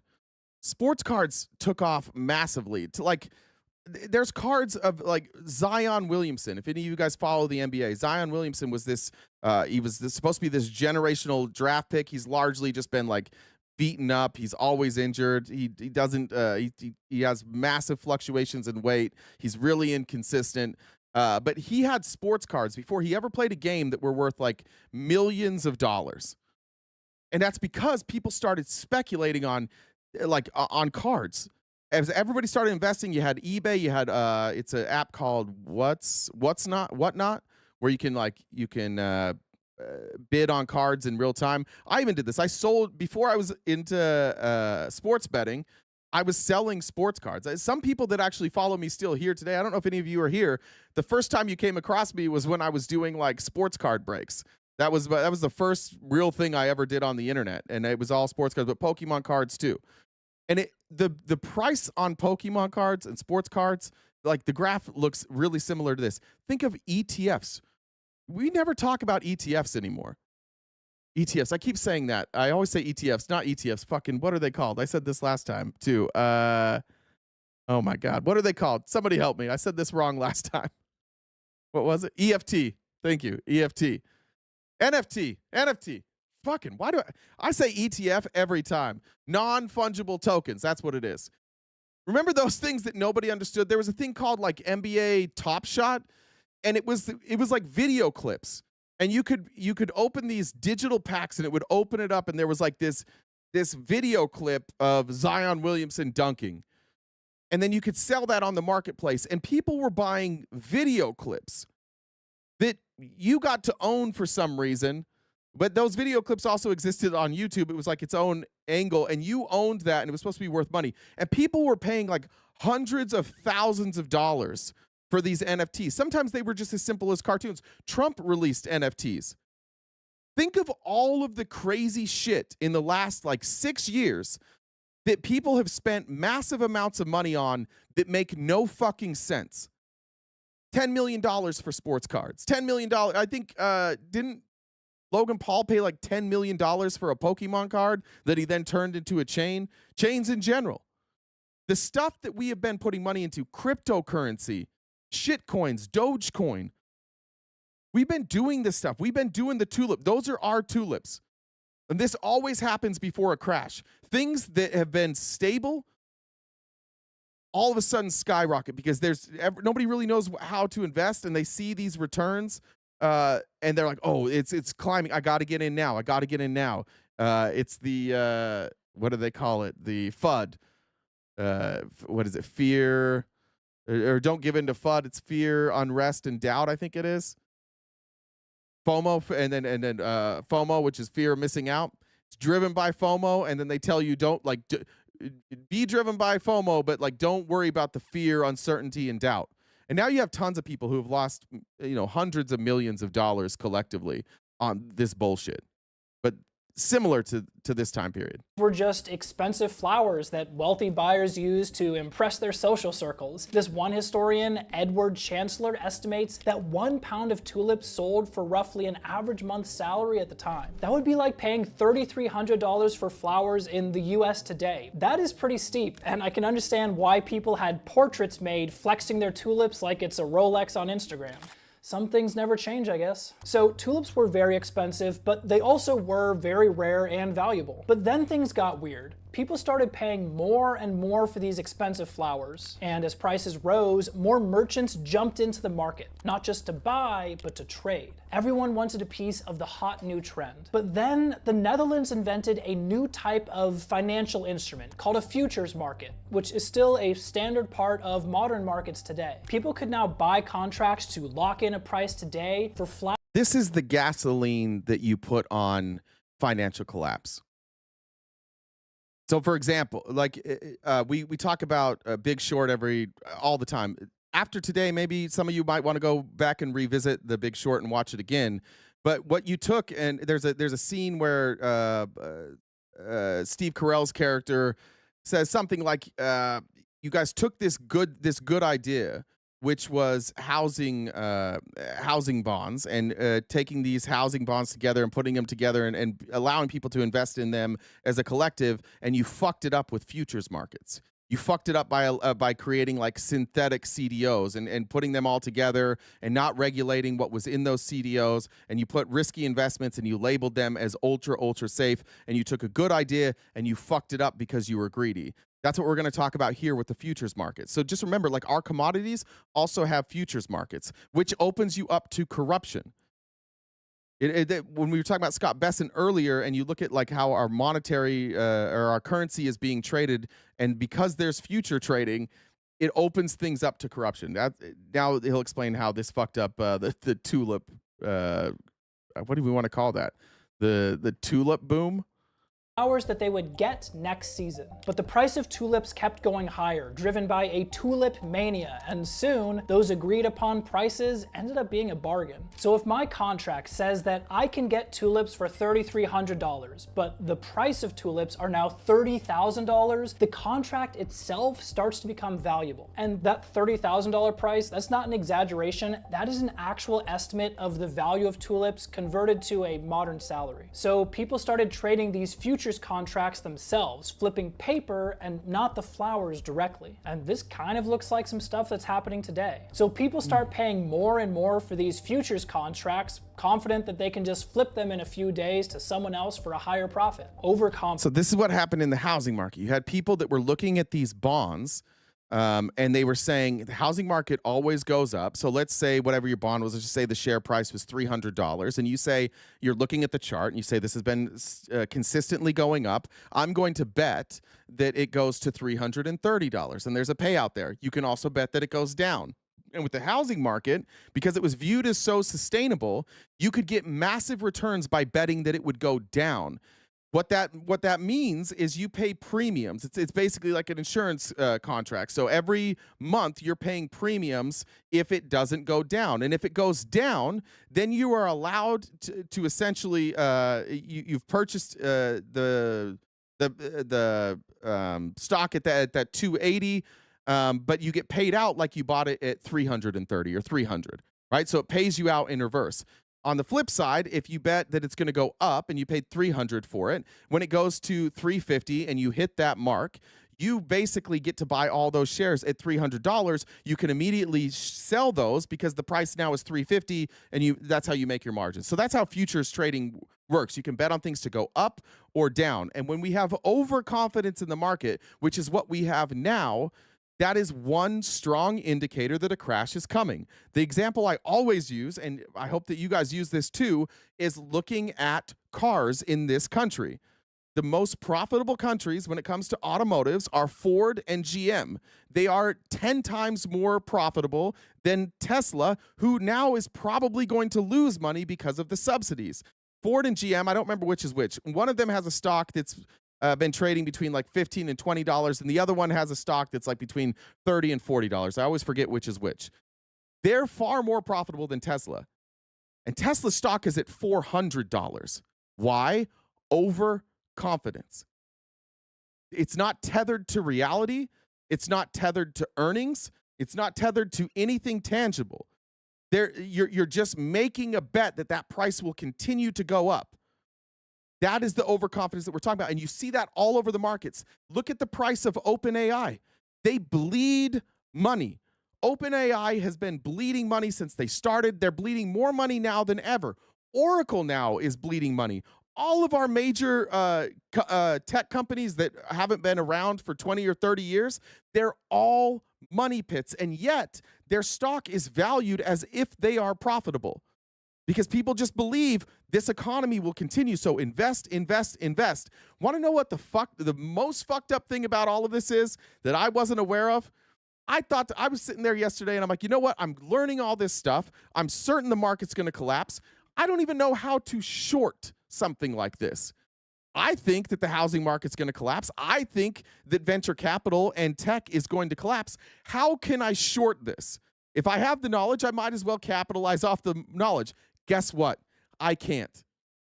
Only institutional investors can short this. That's one thing I didn't realize when watching The Big Short. Remember the Brownstone Fund? It's those two guys from Colorado. They wind up working with Brad Pitt, and they go into, I don't remember which bank it is. Let's just say it's JP Morgan, and they're waiting in the lobby with their offerings. The guy comes down. He's like, let's have a seat. And they're like, we want to do. He's like, that's really cool. I'm glad you're successful. And they're like, we have 300 million. And he's like, well, you're short of our capital limit. And they're like, by how much? He's like, $900 million. And they're like, oh, fuck, we should have known that. Huh? He's like, yeah, it makes us look bad, right? Yeah. And that's why they needed Brad Pitt. I missed that part every time. It never really clicked to me. But ironically, you and I can't bet against this. We can watch it happen. We can watch them fuck the whole thing up. We can know that it's coming, but only they are allowed to bet against it. Isn't that weird? I don't really know what to make of that, but I just think it's crazy that for us as American citizens, we can do all the research we want. We can be on top of this. We can be smarter than the investors, and we can't capitalize off of it. Isn't that weird? They can fuck up the markets, but they're the only ones allowed to bet against it. Weird, huh? All right.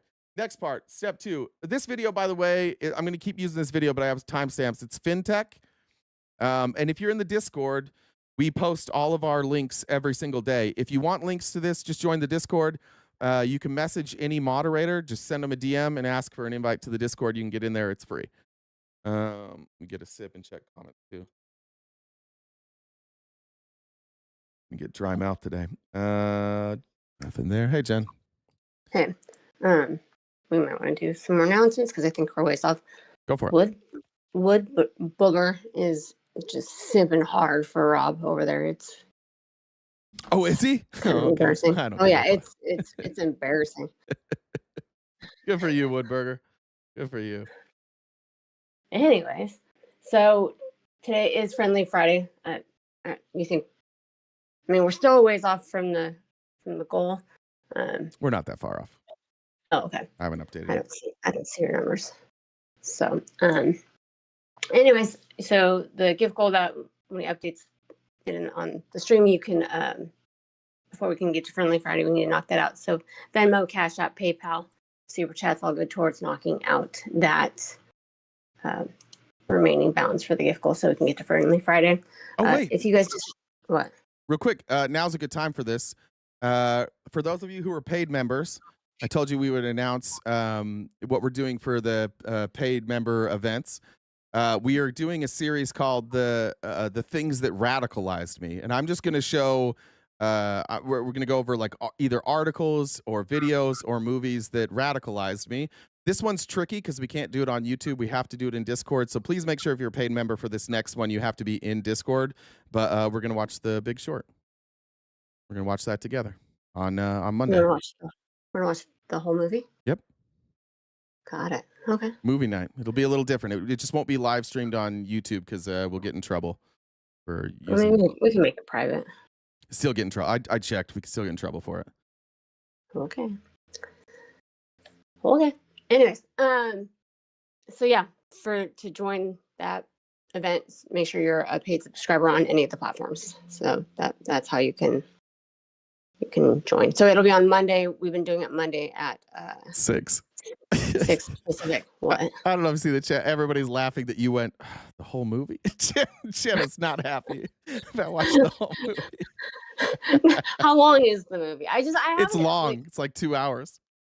I have this whole thing. Like You don't have I used to to be read there. for fun or even move. My brain just goes other places. It's I won't be interjecting. So we're gonna watch the movie without interruption, and then we'll talk after. I don't believe you.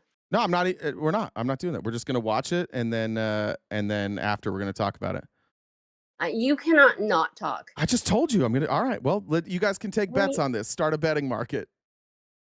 I mean, I guess I can multitask and just go on mute. It's fine. It's fine. Everything's fine.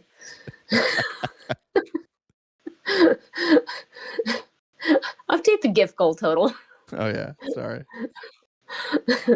Anyways, check out the link tree in our bio. We're on most social media platforms. We've got merch. Jay's on Cameo, and we upload these episodes to Spotify. Also, I don't know if we necessarily want to do opposition. I mean, I usually say if you guys want to come up and talk. No, I'm not. Discord. No op today. No, I'm not doing that. Yeah. Okay. So there's all that. So we got a little after the gift goal, and then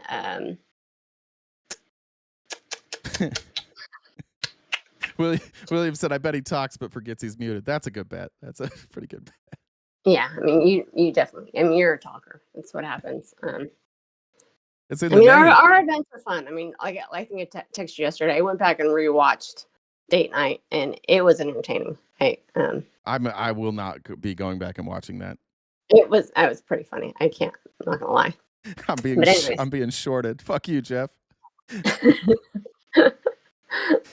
All right. So RGZ mom sent me this joke that we just found out that the Norwegian Navy has barcodes written on all the sides of their ships. Okay. So that when a ship comes in a port, they can Scandinavian. Thank you. Oslo said, "Keep riding that pine. You're doing great. Thank you, Oslo." And also, actually, I know who Oslo is now. I didn't know who Oslo was until now. I didn't know that, Oslo. I'm surprised by that. I now know your real identity. You got me. This one's just a shout out for Dolphin because Dolphin is the best and is just so dang supportive. Dolphin, we all love you. There you go. I love Dolphin too. Thank you very much. And I think there was Tammy's or Soup for My Fam said we are actively living through Tamami Hall 2.0. I don't understand that reference. Sorry. Okay. Second thing that happens every time, and our live is now restricted on TikTok for some reason. I'm not sure why. I tried to fill it, didn't work. The second thing that we will see with every economic collapse is regulatory shortcoming. So back to this video. It's the era of the Great explain it. Gatsby, but it wasn't going to last. See, a new type of financial company had been invented called a leveraged investment. It's not Mr. Jones, and I'm not going to give away the identity. I would never do that. I worked for a G League team, and I knew the identity of our mascot and the Utah Jazz mascot, and I never gave that up. I do not give up the identities of mascots, ever. trust. These weren't just normal investment funds that pooled investor resources together. These companies took out debt on top of their investors' money, which meant they could make much bigger bets using the debt or leverage to magnify their gains. Of course, it would also magnify their losses. And now with leveraged investment trusts, even regular investors could buy stocks using debt. And I mean, why wouldn't they? The common wisdom at the time was that markets always go up. So if I put on think about it this way, like Elon Musk bought Twitter using leverage, using debt. Like banks now, I think it's 20x. Like it used to be banks could only loan out as much money as they had in reserves, and now it's like they can loan out up, I think, to like 20x what they have in reserves. And then they can all lend money to each other. So if they don't have that in reserves, they can also lend it from other people. But like that's our entire economy. And it's worse now than ever. And on top of that, Americans have debt. So Americans are leveraging things like groceries. You go use like Instacart or something like that. At the end, when you check out to pay, it's like, would you like to split this up into 4 easy payments from Klarna? Anything you buy with PayPal, it's like you could pay for it now, or you could do 4 easy payments or 5 easy payments, or split this up over 2 years. Now our economy has to be funded by it. People don't have enough money to keep the economy going. So you can do one of two things. You can either inject some money in there, you can tax more and have the government step in and subsidize things, or you can allow more debt. And what we've consistently chosen to do, and we learned absolutely fucking nothing from the collapse in 2008, is we keep issuing debt. My 1920s hat kind of looks like a 1920s hat. I Bureaucracy mean, we're sure, about to. we've seen stock market crashes before, but it's the 1920s, the modern world. And the stock market is creating the world's first millionaires. Plus, my stockbroker, he knows what he's doing. The technology these guys have is crazy, and they have super advanced financial models to make sure everything works out. We're living in the future. It's 2025. I mean, 1929. And I've got a financial broker, he's super sharp, and he says if I just borrow more money, that means my stocks will go up even faster. And the government, they weren't super concerned either. The economy looks great, and that's what keeps politicians in office. All right, and if I do my best 1920s bureaucrat impression, I mean, to be honest, I don't even know what these bankers do, but they've made me a heap of money in my investments, so I really just don't want to mess up a good thing. So if you remember back to grade school, this was the laissez-faire era of government policy, which was to basically let the markets run themselves. Just don't trigger another panic like in 1907. And President Calvin Coolidge even... See, Fleaman, I appreciate you saying that. The mistake, and it's ironic that you said that right as he's saying here, because he's like mocking. Every time somebody has tried to warn about a collapse, a bunch of people go, have you seen the stock market lately? It's going up. No shit. That's what we're saying. We're saying that the fact that the stock market going up isn't by itself proof that the economy is in a good place, because preceding every crash was a record high stock market where people started acting in the way that we're describing now, where they're purchasing investment with debt, where they're using futures contracts and they're betting on future prices that make no fucking sense.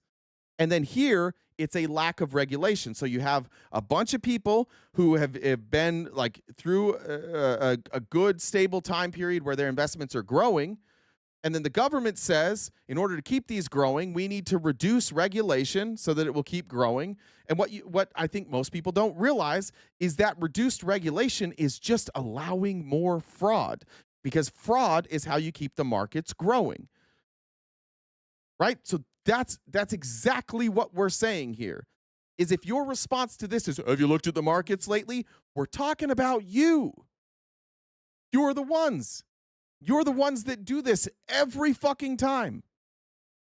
Says at the time, the chief business of the American people is business. So this is a pattern that we'll see again. So the big banks keep piling on debt, making bigger and riskier bets. And why not? These leveraged investment trusts, which are really just stock funds with debt stacked on top, start trading at double the value of the stocks that they actually own. This would be like buying a hedge fund today that is worth twice as much as all their investments combined. At this point, the goal isn't making returns, it's convincing convincing more investors to sign on with their funds so that they can pump up their valuations. It was at this point that one little girl from Kansas mailed $4 to the Standard Oil Company to get in on the boom, and readers chipped in until she could afford a single share. So everyone's in the market. Shoe shiners are starting to offer hot stock tips. One writer even declares, "We've entered a new era. No more boom and bust, just endless upside." But it wasn't built to last. In 1929, the stock market collapsed, dropping 89% in the years that followed. It was the biggest crash in history. That little girl's Standard Oil stock, by the time she actually got her shares, it had already dropped 15%. It would be down another 10% the next day. And what followed was... Woodburger, come debate me about this sometime then. Let's do that.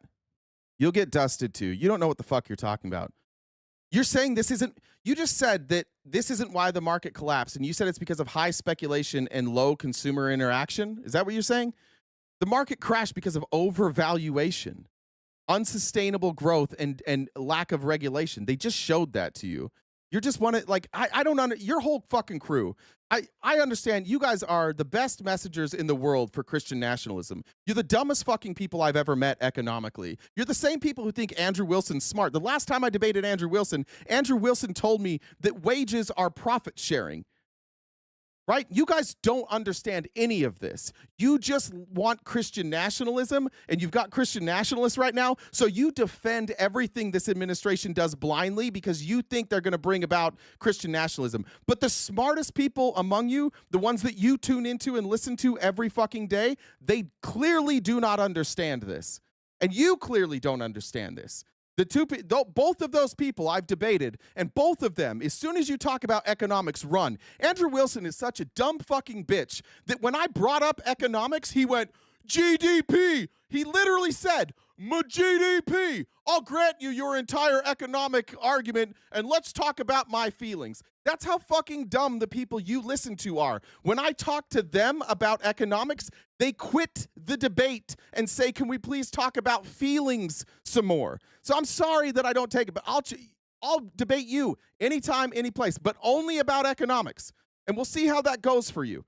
I don't think you understand it. If you do, great. I don't know why you're following those people, because every time I debate them and we try and talk about economics, they run away and they're like, what about trans people? What about immigrants?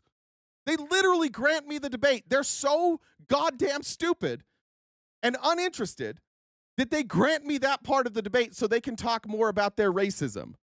So, Woodburger, if you're not a bitch, you come debate me. We'll schedule it. I'll give you as much time as you want. You come debate me about any economic argument you want to. That's the challenge. If you're not a bitch, you'll do it. We'll even have a moderator. It doesn't have to be me. It doesn't have to be on this channel. But I'll challenge anybody in the crucible. What do you guys want to call it? Circle jerk? I don't know what you guys call it.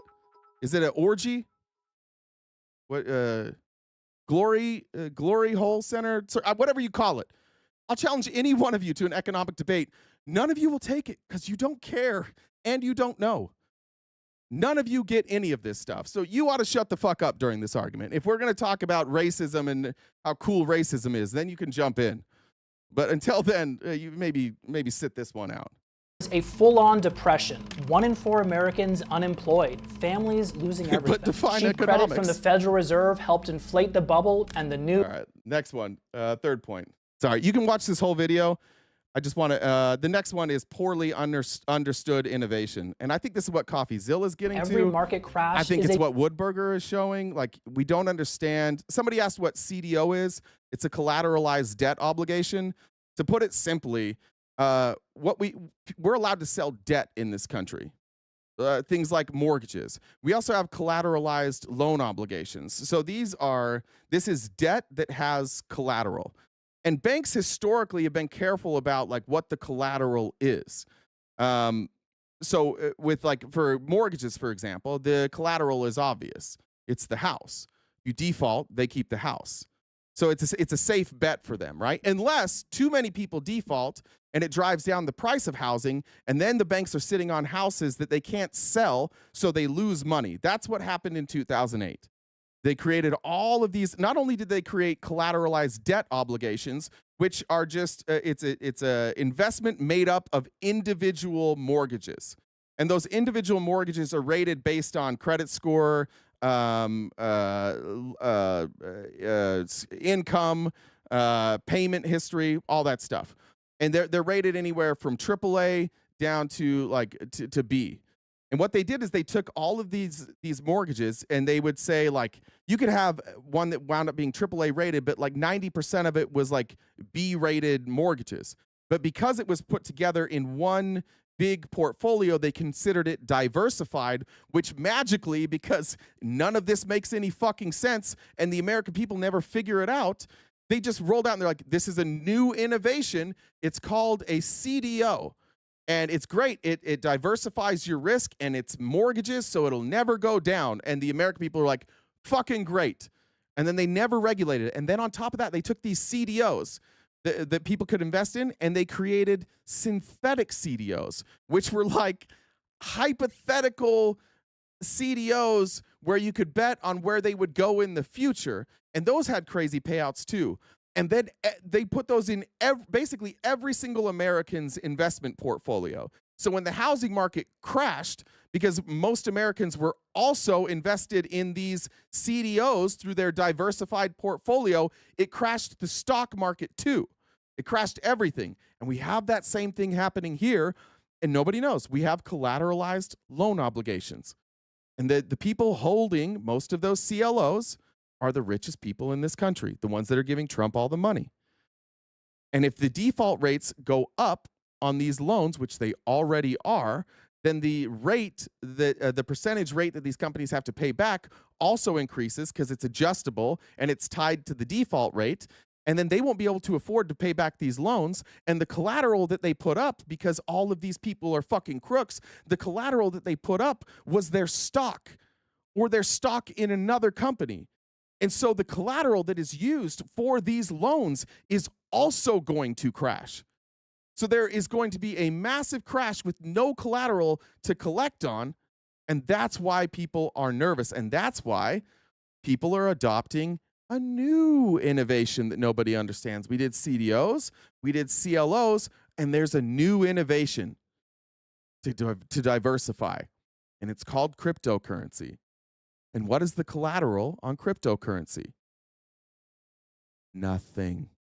There's no collateral. So now people are taking out loans using cryptocurrency as their collateral.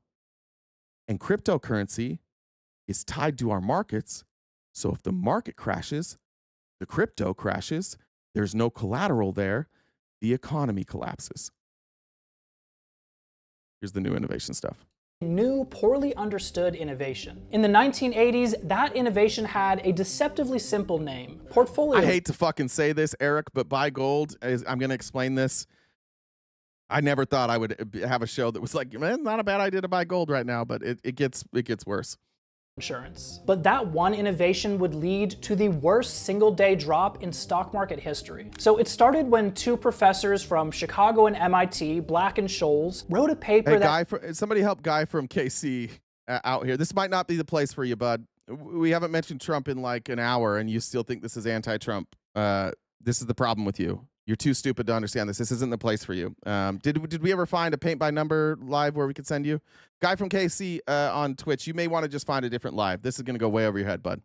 Inspired the idea of portfolio insurance. The basic version, if the market dropped, your bank's computer would place tiny trades betting against the stock. That way, if the stock kept falling, those trades would reduce your losses. It was kind of like a seatbelt for your investments. But the exact setup was complicated. So complicated, in fact, that even the banks themselves didn't fully understand how risky it could be. But whatever. Just like crypto. The banks now are adopting crypto because of pressure. And because they see money leaving their investments and going towards crypto. And the reason that the money is leaving traditional investments and going to crypto is because crypto is unregulated and people keep seeing these massive gains. In any scenario, in any type of investing, if you're seeing like massive gains like that, and they're happening regularly, you can be 100% assured that you are in an entirely fraudulent investment. But people don't think that way, so they just keep pouring money into crypto. And the banks are like, fuck, all we give a shit about is money, and the money is leaving us and going to this unregulated investment that makes no fucking sense, that benefits nobody. So now the banks are including crypto in their investments, which is a really, really, really bad decision. Whenever you see these kinds of innovations, at the time they feel revolutionary. I mean, computers could now protect your investments from dropping by just creating their own algorithm. By 1987, over $80 billion was being run through these models. Banks trusted it, investors loved it, but beneath all that confidence was a system that was built on a lack of understanding. Now, this is when we see patterns start to overlap and interact, because portfolio insurance by itself was not going to crash the market. See, the 1980s were also the era of the leveraged buyout, hostile takeovers, quick flips, and fortunes being made overnight. Investors like Carl... Now this is what you guys are experiencing right now with leveraged buyouts. We talked about this last week, but I think I might have showed the video too of like people saying, why is all our food shitty? How come no matter where you go, like the chicken tenders are exactly the same? How come now when I go to Taco Bell, I can get like a Cheez-It taco, or what are those things called? The Crunch Wrap. Why is everything like, why are they all so interconnected? This is because of leverage buyouts. Now, all of these tech companies know what they're doing. They know that they're investing money into these other tech startups through their VC funds, and those tech startups don't make any money.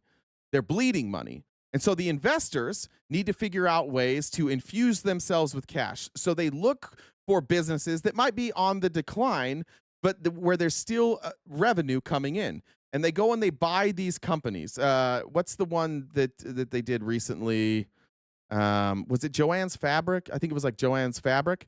They go in and they buy these companies, and then they just start stripping shit. They cut benefits, they cut wages. CVS is dealing with this right now. Like CVS is just cut staffing, and they've cut management, and they've cut out like like security. And so they start talking about retail theft, and retail theft is going up, and we got to do something about it.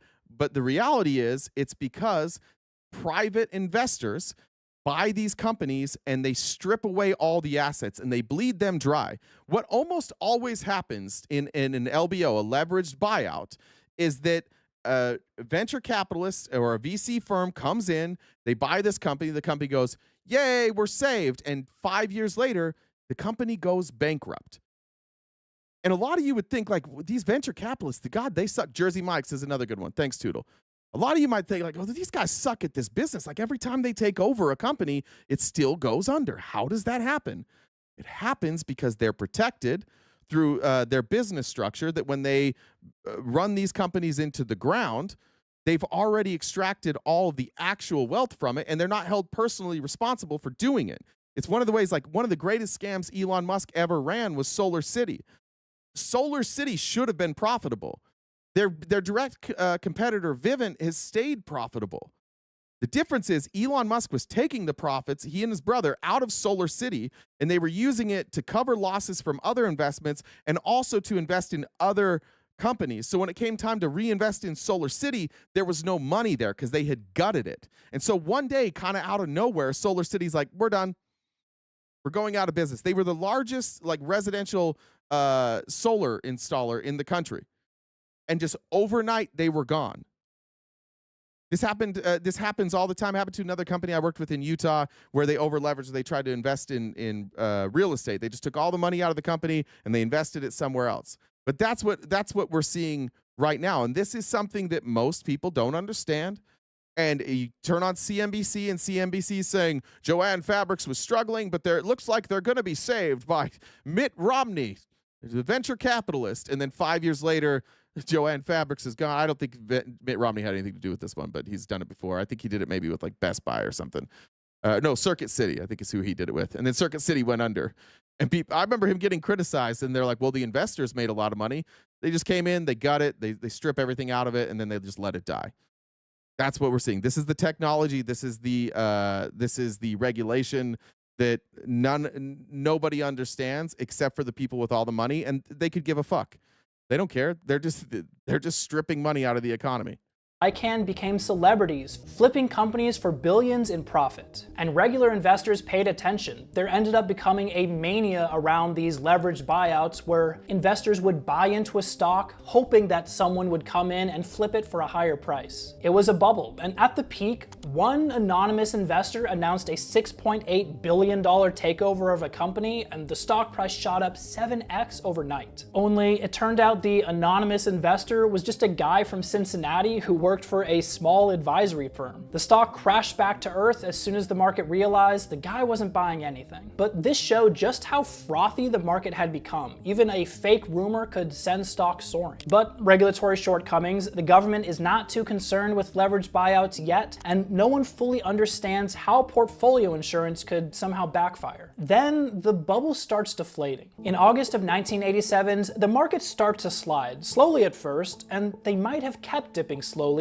but the computers were watching. They started triggering small sell orders, just like they were programmed to. The idea was portfolio insurance would limit your losses by selling little bits along the way down. But no one realized that if everyone starts selling at once, that can become an avalanche very quickly. So the market starts... Remember that about a week ago, maybe 2 weeks ago, when you saw that massive crypto crash? I mean, it didn't crash all the way down, but that sell-off. What happened is some institutional investors started unloading, and people saw that and they got scared and they unloaded too. And that's how our economy eventually will crash. That's how this market will crash.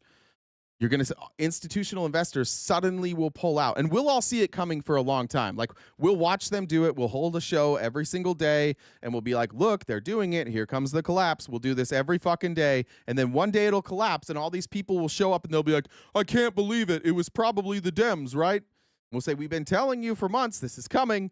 And you'll all be surprised by it, MAGA, because the people that you believe and the people that you trust either don't know or they're lying to you. You're not going to see right-wing channels cover this shit. They can't. It's too obvious, and it'll make their viewers mad. Their viewers will do exactly what the viewers that are here do to me. They're like, you just hate Trump, because your whole world revolves around Trump. This had nothing to do with Trump. Trump doesn't understand this shit either. He has no idea. All right, so that explains the third point, which was poorly understood innovation. Then the last one is excess debt. That's where we're at right now. So we've clicked all those boxes. We have overconfidence. We have a regulatory shortcoming with leverage investments, then poorly understood innovation, and then the last one here is excessive debt.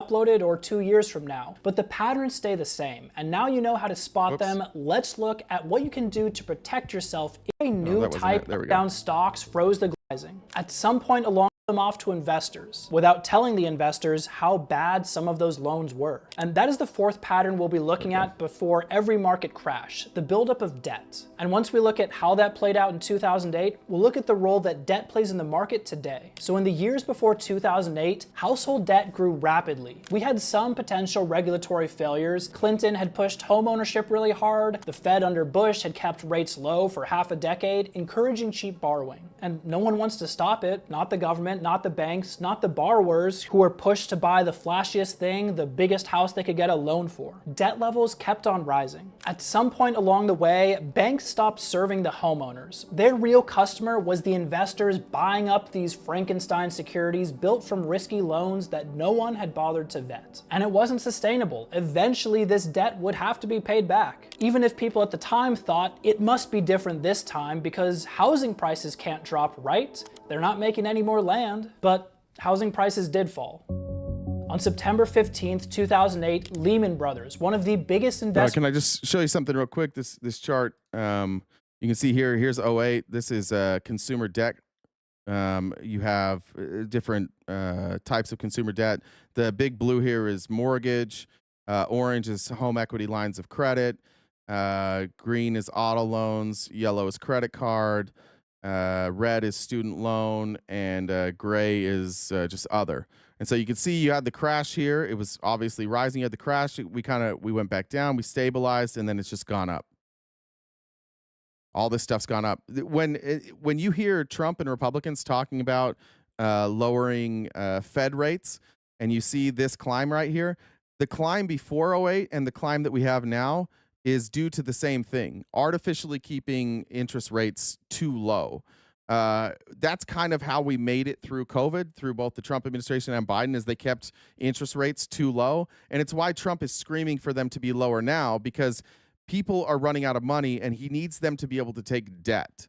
He needs people to get more money, and he knows they're not going to get more money, and they're in debt up to their knees as it is already. So he needs low interest rates so people can consolidate their debt at lower interest rates, free up some cash, and keep things moving. But this happens every time too. We keep interest rates too low. Investment banks in the world collapsed after running for over 150 years. Unemployment surged past 6% as people lost their jobs, and entire neighborhoods to this day never recovered from the complete collapse of real estate. Woodburger, that's not even what, Jesus Christ. That's not even what happened. It wasn't I didn't use any data from BLS that turned out to be a lie. It was a number that I chose at 2.5% so that I could compare two administrations who dealt with totally different material conditions. Again, the problem that you have is that you and all of the people at the Crucible, you guys don't give a fuck about the economy, and you don't understand it. The reason that all of you guys were confused by that is because I took a very basic principle and a very, very basic equation, and everybody on our side knew what I was talking about, and everybody on your side couldn't figure it out because you guys never talk about economics. All you ever talk about is how bad women and immigrants are. And so anytime anybody talks about economics, you guys are very confused. Don't be surprised that the people who refuse to debate economics because they don't understand it don't understand when somebody gives them a very simple example. Subprime mortgage market just unraveled between 2007 and 2010. It dragged down stocks, froze the global economy, and triggered the worst financial crisis since the Great Depression. And if you look back, the patterns were all the same. Investor overconfidence, regulatory failures, innovation no one understood, and the one thing that made it all worse, huge amounts of debt. But now that we've seen the historical patterns, let's see how you can spot a future market crash and what you can do to protect yourself from the next one. So as you've seen, every crash looks a little different, but the patterns are the same. As Mark Twain says, history doesn't repeat itself, but it does often rhyme. So when looking for a crash, ask yourself these questions. Number one, to spot investor overconfidence. Are people investing without considering what something is actually worth? Or are they just buying, hoping that they can flip it for a higher price tomorrow? Number two, for regulations. Is there a new market popping up that doesn't have any guardrails? Or are we seeing regulations swing in really hard into a market that wasn't prepared for it? For number three, new innovations, is there a new type of investing or asset that people are putting money into without fully understanding? Are people saying it's different this time? Yeah. And number four, debt. Are people buying investments without money they actually have? And is the system leaning too heavily on borrowed cash? Can I just tell you something that I hate about this? Like, the irony here is, I like what this guy's saying. If you go look at the notes, it says click this link and use my code FinTech to get your first payment for boot dev. He also, that's not, is this the right one? Let me make sure this is the right one.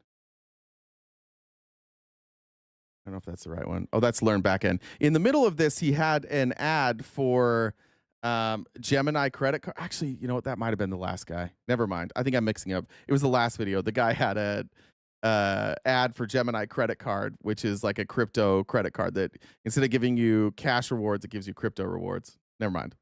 I can't answer those questions for you because they change if you're watching the video when it was uploaded or 2 years from now. But the patterns stay the same, and now you know how to spot them. Let's look at what you can do to protect yourself in a market crash. There's four things to do and not do when the market dips. First, don't sell your stock. All right, I disagree with actually his prescription there.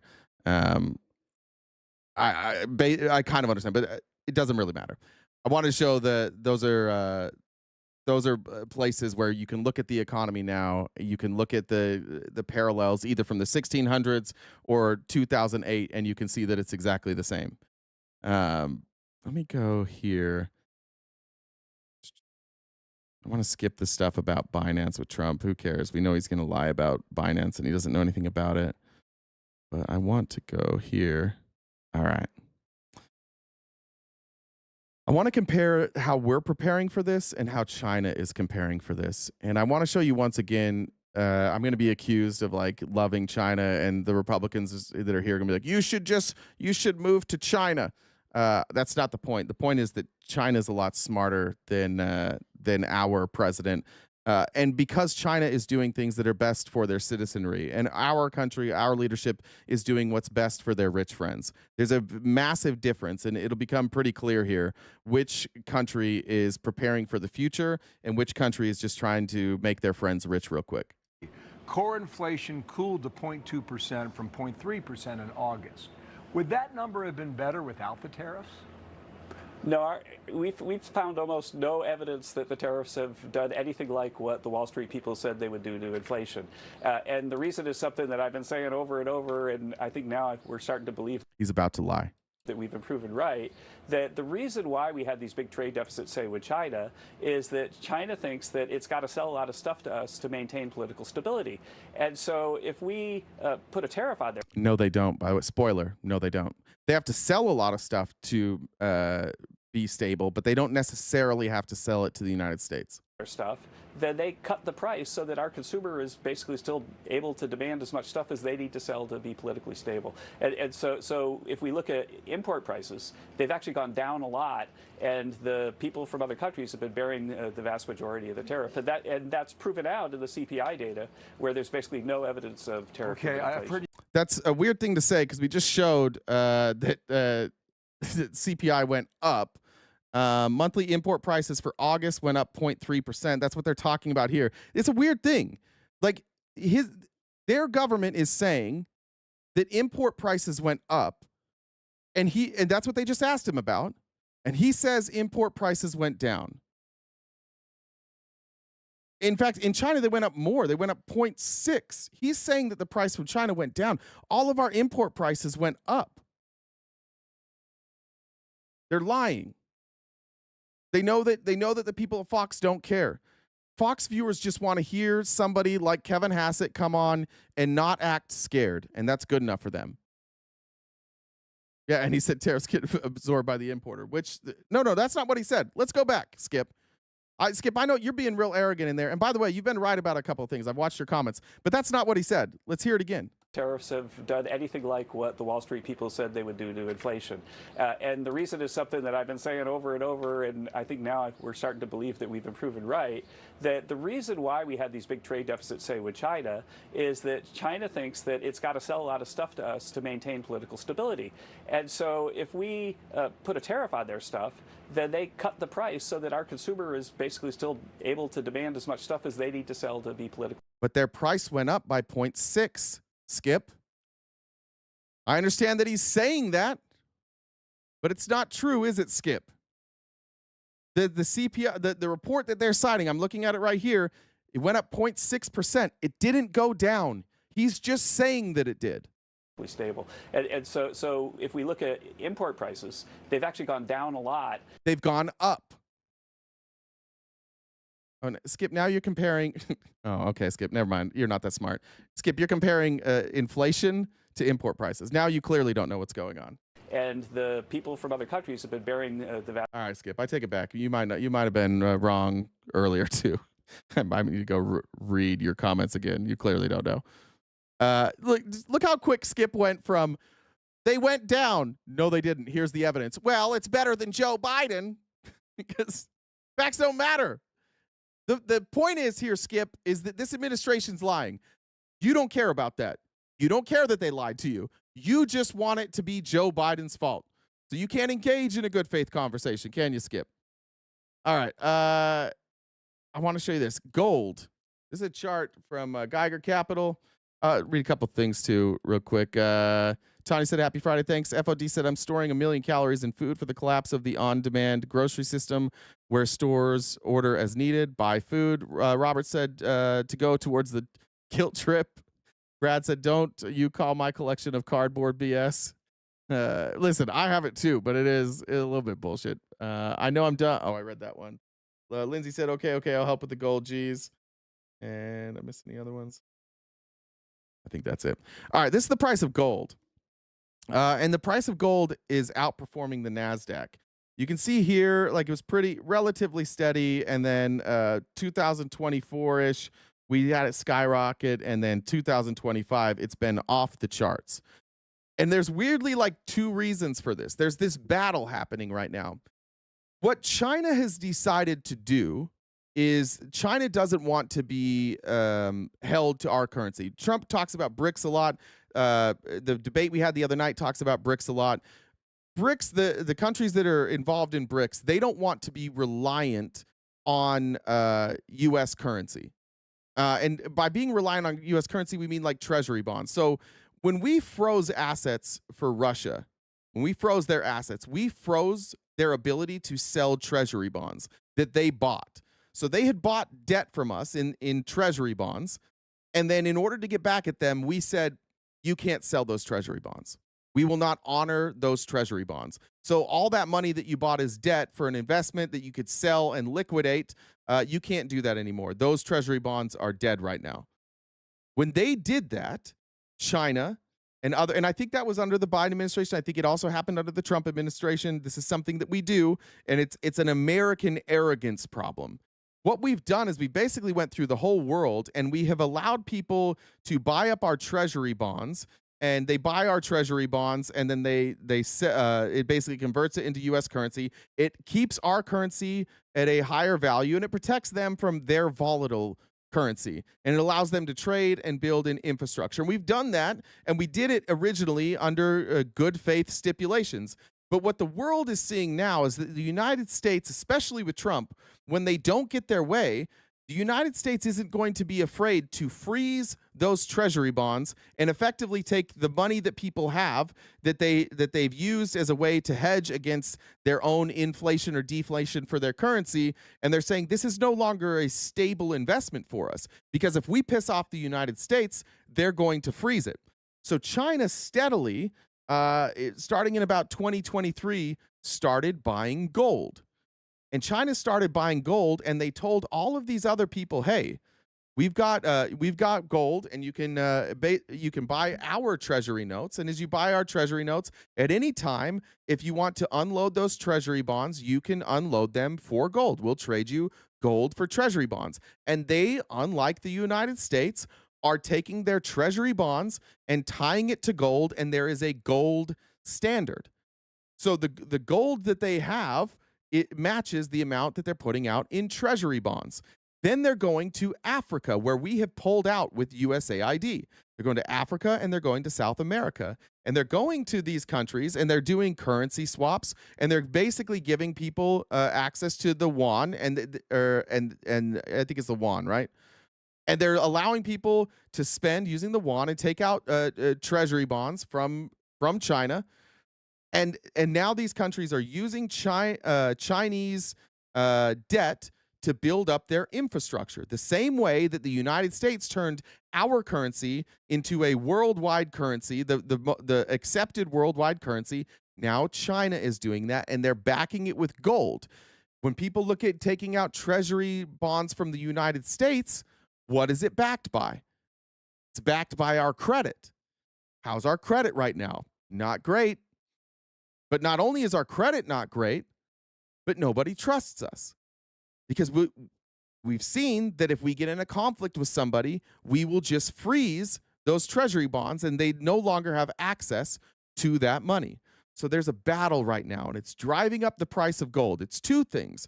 One, China's buying up as much gold as they can. I think that they've bought more gold than I think the rest of the world combined in the last 2 years. And on the flip side, the American government, the Kevin Hassett and George Soros protege Scott Bessent are telling Trump, "Hey, this is what China's doing. It's working." Our counter reaction to that, what we can try and do to fight this war, is we can buy gold and encourage people to buy gold and drive the price of gold up. And then we're going to go try and convince these people to trade in their currency and get the gold from China, because China's going to have to pay out in gold. So it's like a two-pronged approach. China's doing a sensible thing by having a gold-backed treasury bonds, and the United States is saying, fuck, they stole our idea, and we backed out of our idea. So our only option is to, one, drive up the price of gold, and then two, try and create our own relationships. So that's why you see the money that we used to bail out Argentina, it wasn't a check. It was a currency swap. And the currency swap does two things for this administration that allows them to lie to the American people. Number one, it allows them to bail out Argentina because they need Argentina to help. And they need Argentina to help promote our currency, and a bunch of people that work in the Trump administration have investments in Argentina. What it also does is it takes currency out of circulation, hypothetically, and that keeps inflation lower, right? Printing currency takes inflation up.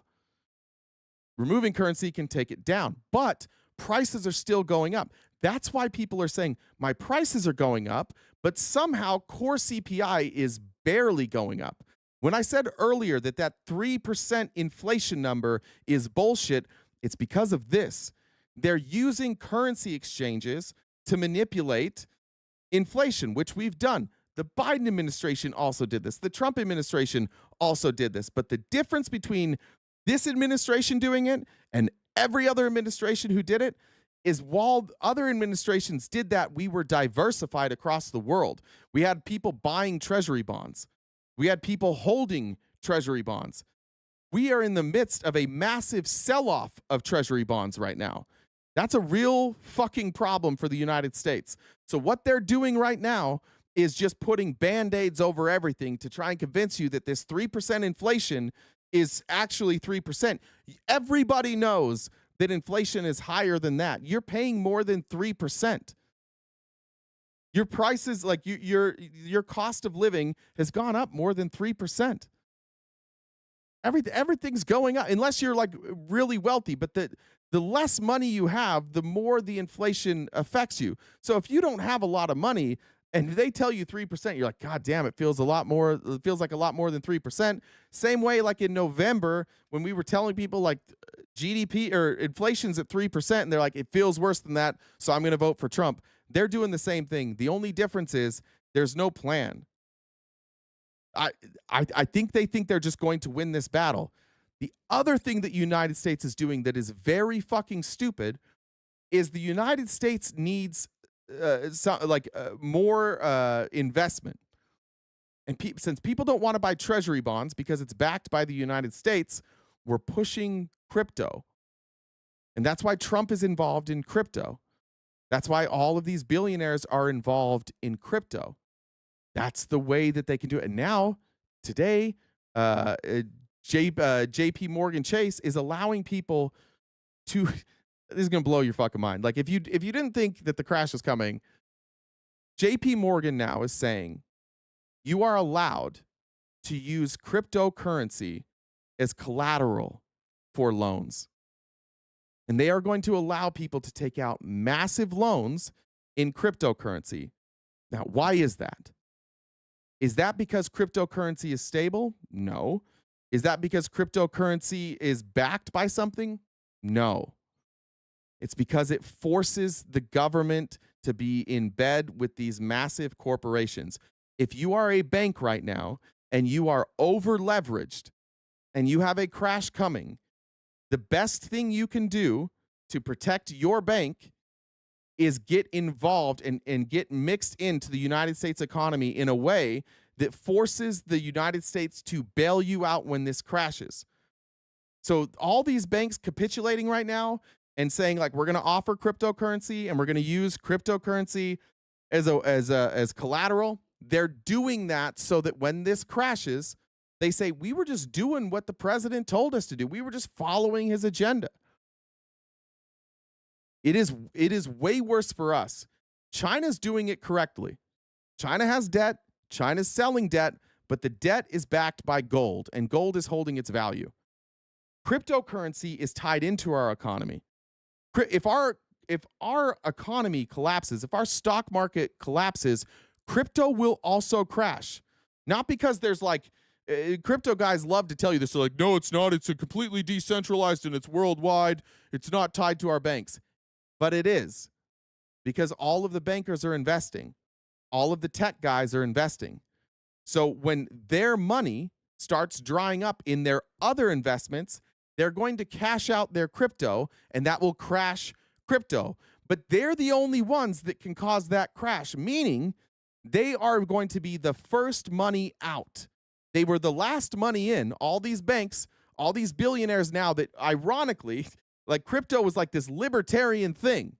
That was the idea, like to take away centralized control, to get these big banks out of power. And now all the people in the crypto industry are like, look, we were so right. The big banks have joined us now. We won. We told you we were right. Look, even JP Morgan's offering this. Check that out. Look at BlackRock. BlackRock is investing heavily. Yeah, that's not an indicator that you are free of regulation. That is not an indicator that you are free of centralized power. That's an indication of a hostile takeover of your asset. So all you freedom-loving Bitcoin people, just know you sold out. The big banks, they got your shit, and they got your shit because it's unregulated. They don't have to deal with the same regulations that keep them from doing this type of stuff in our markets. There's some protection in our markets. That's why it doesn't crash all the time. But you chose a market where there's no regulation, and then in order to prove your point that you were right on your hunch that cryptocurrency was the future, you allowed these investment bankers in, and they are fucking your whole shit up. And they are going to be the ones, because they hold way more crypto than you. Sorry, Skip, or anybody here who holds crypto. When they sell their $100 billion worth of crypto and your $200,000 worth of crypto is sitting there, you're going to wake up one morning and have $20 in crypto, and you're going to go, what the fuck? And they will have protected themselves, because they're the first ones that are going to get out, because until they get out, it's not going to crash. So they're going to sell you. Donald Trump's going to go out there. The Trump kids are going to go out there. JP Morgan, Jamie Dimon's going to go out there. Scott Besson, all these people are going to go out there. Crypto is the way of the future. None of them can explain what the fuck it is or why it's the wave of the future. They're just going to tell you that because they want you to invest. This is their exit plan. It's not the future of the economy. It's not the future for you. They saw you guys all buy into a deregulated system. They watched to see, was this actually going to work? Are they actually all going to buy into this shit? And then once you all bought into the shit and there was enough of you and there was a movement, here came all the institutional investors, and they have way more money than you, and that's why crypto's at an all-time high. They just came in and they skyrocketed the price, and you're like, look at us, guys. We were right. We told you. This is freedom. We told you that the world would buy into cryptocurrency. Nope. Just all the fraudsters. Everybody who wants to take your money. And our government has decided to tie our future, not to gold, to tie our currency, not to gold, not to any standard. We fucked up our own credit, so it's being tied to crypto. And all these Republican legislators who have agreed to this, the reason they agreed to this is because they're stupid. Because you guys elect stupid people. They don't understand economics at all, and they don't care. They get a set of talking points and they fucking read it. I promise you, there's not a Republican in office that we could bring in here that would explain, one, what cryptocurrency is, and two, how it makes sense to tie our dollar to cryptocurrency. This crypto reserve, understand what a reserve is. Why would we have a crypto reserve? Why is China building up a gold reserve? Because gold holds its value, and when markets crash, gold really holds its value. But cryptocurrency, which is made up, doesn't hold value. It's hard to unload crypto. It's hard. Like, what are you going to do? Even if you're sitting on cryptocurrency, it's going to be useless. When you can't pay for groceries, you're not going to be able to go to the grocery store and pay with crypto. And even if you are, it's going to be worthless. And one day you might look at your account and you'll be like, ah, nice. I've got 18 Bitcoins. I'm set for life. And then you wake up and you're like, Bitcoin is worth 87 cents. Fuck. That's not good. That's not good. I have $15 now. My what would that have been? Under $2 million is now worth absolutely fucking nothing. We are incredibly fucked with this administration. If Democrats don't win the midterms, we're Russia. It's over. It's over for all of you. And you guys can beat your chest over crypto all you want. But just remember, the people who have been pushing crypto, Like the biggest people who influence crypto are all a bunch of fucking scammer celebrities. All of them. There's nobody in crypto that's like been there from the start that really understands economics. I don't mind the idea. I don't mind the idea of a decentralized currency. I would prefer a decentralized currency. But that's not what's happening right now. By the way, one of the other things China has done to establish trust is, you know how I said, like, we freeze people's assets? Like when they buy our treasury bonds, we freeze their assets and they can't unload them. China saw that. And when China started going to these other countries, to like specifically in Africa, and said, hey, we'll do what the U.S. is doing, they all went, fuck you. No, you'll just do what the U.S. does. You'll all of a sudden pull funding or you'll freeze assets. Like, we're not going to rely on you anymore. And China said, nah, new idea. We're going to build a network for our gold. So our gold supply is not going to be centralized, and it's not going to be entirely controlled by us. It's going to, they literally have stores of gold all over the world, and it's third parties that control it.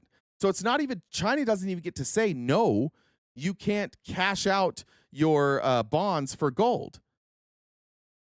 China has decentralized their own system to establish trust with these countries because they don't trust how the United States did it.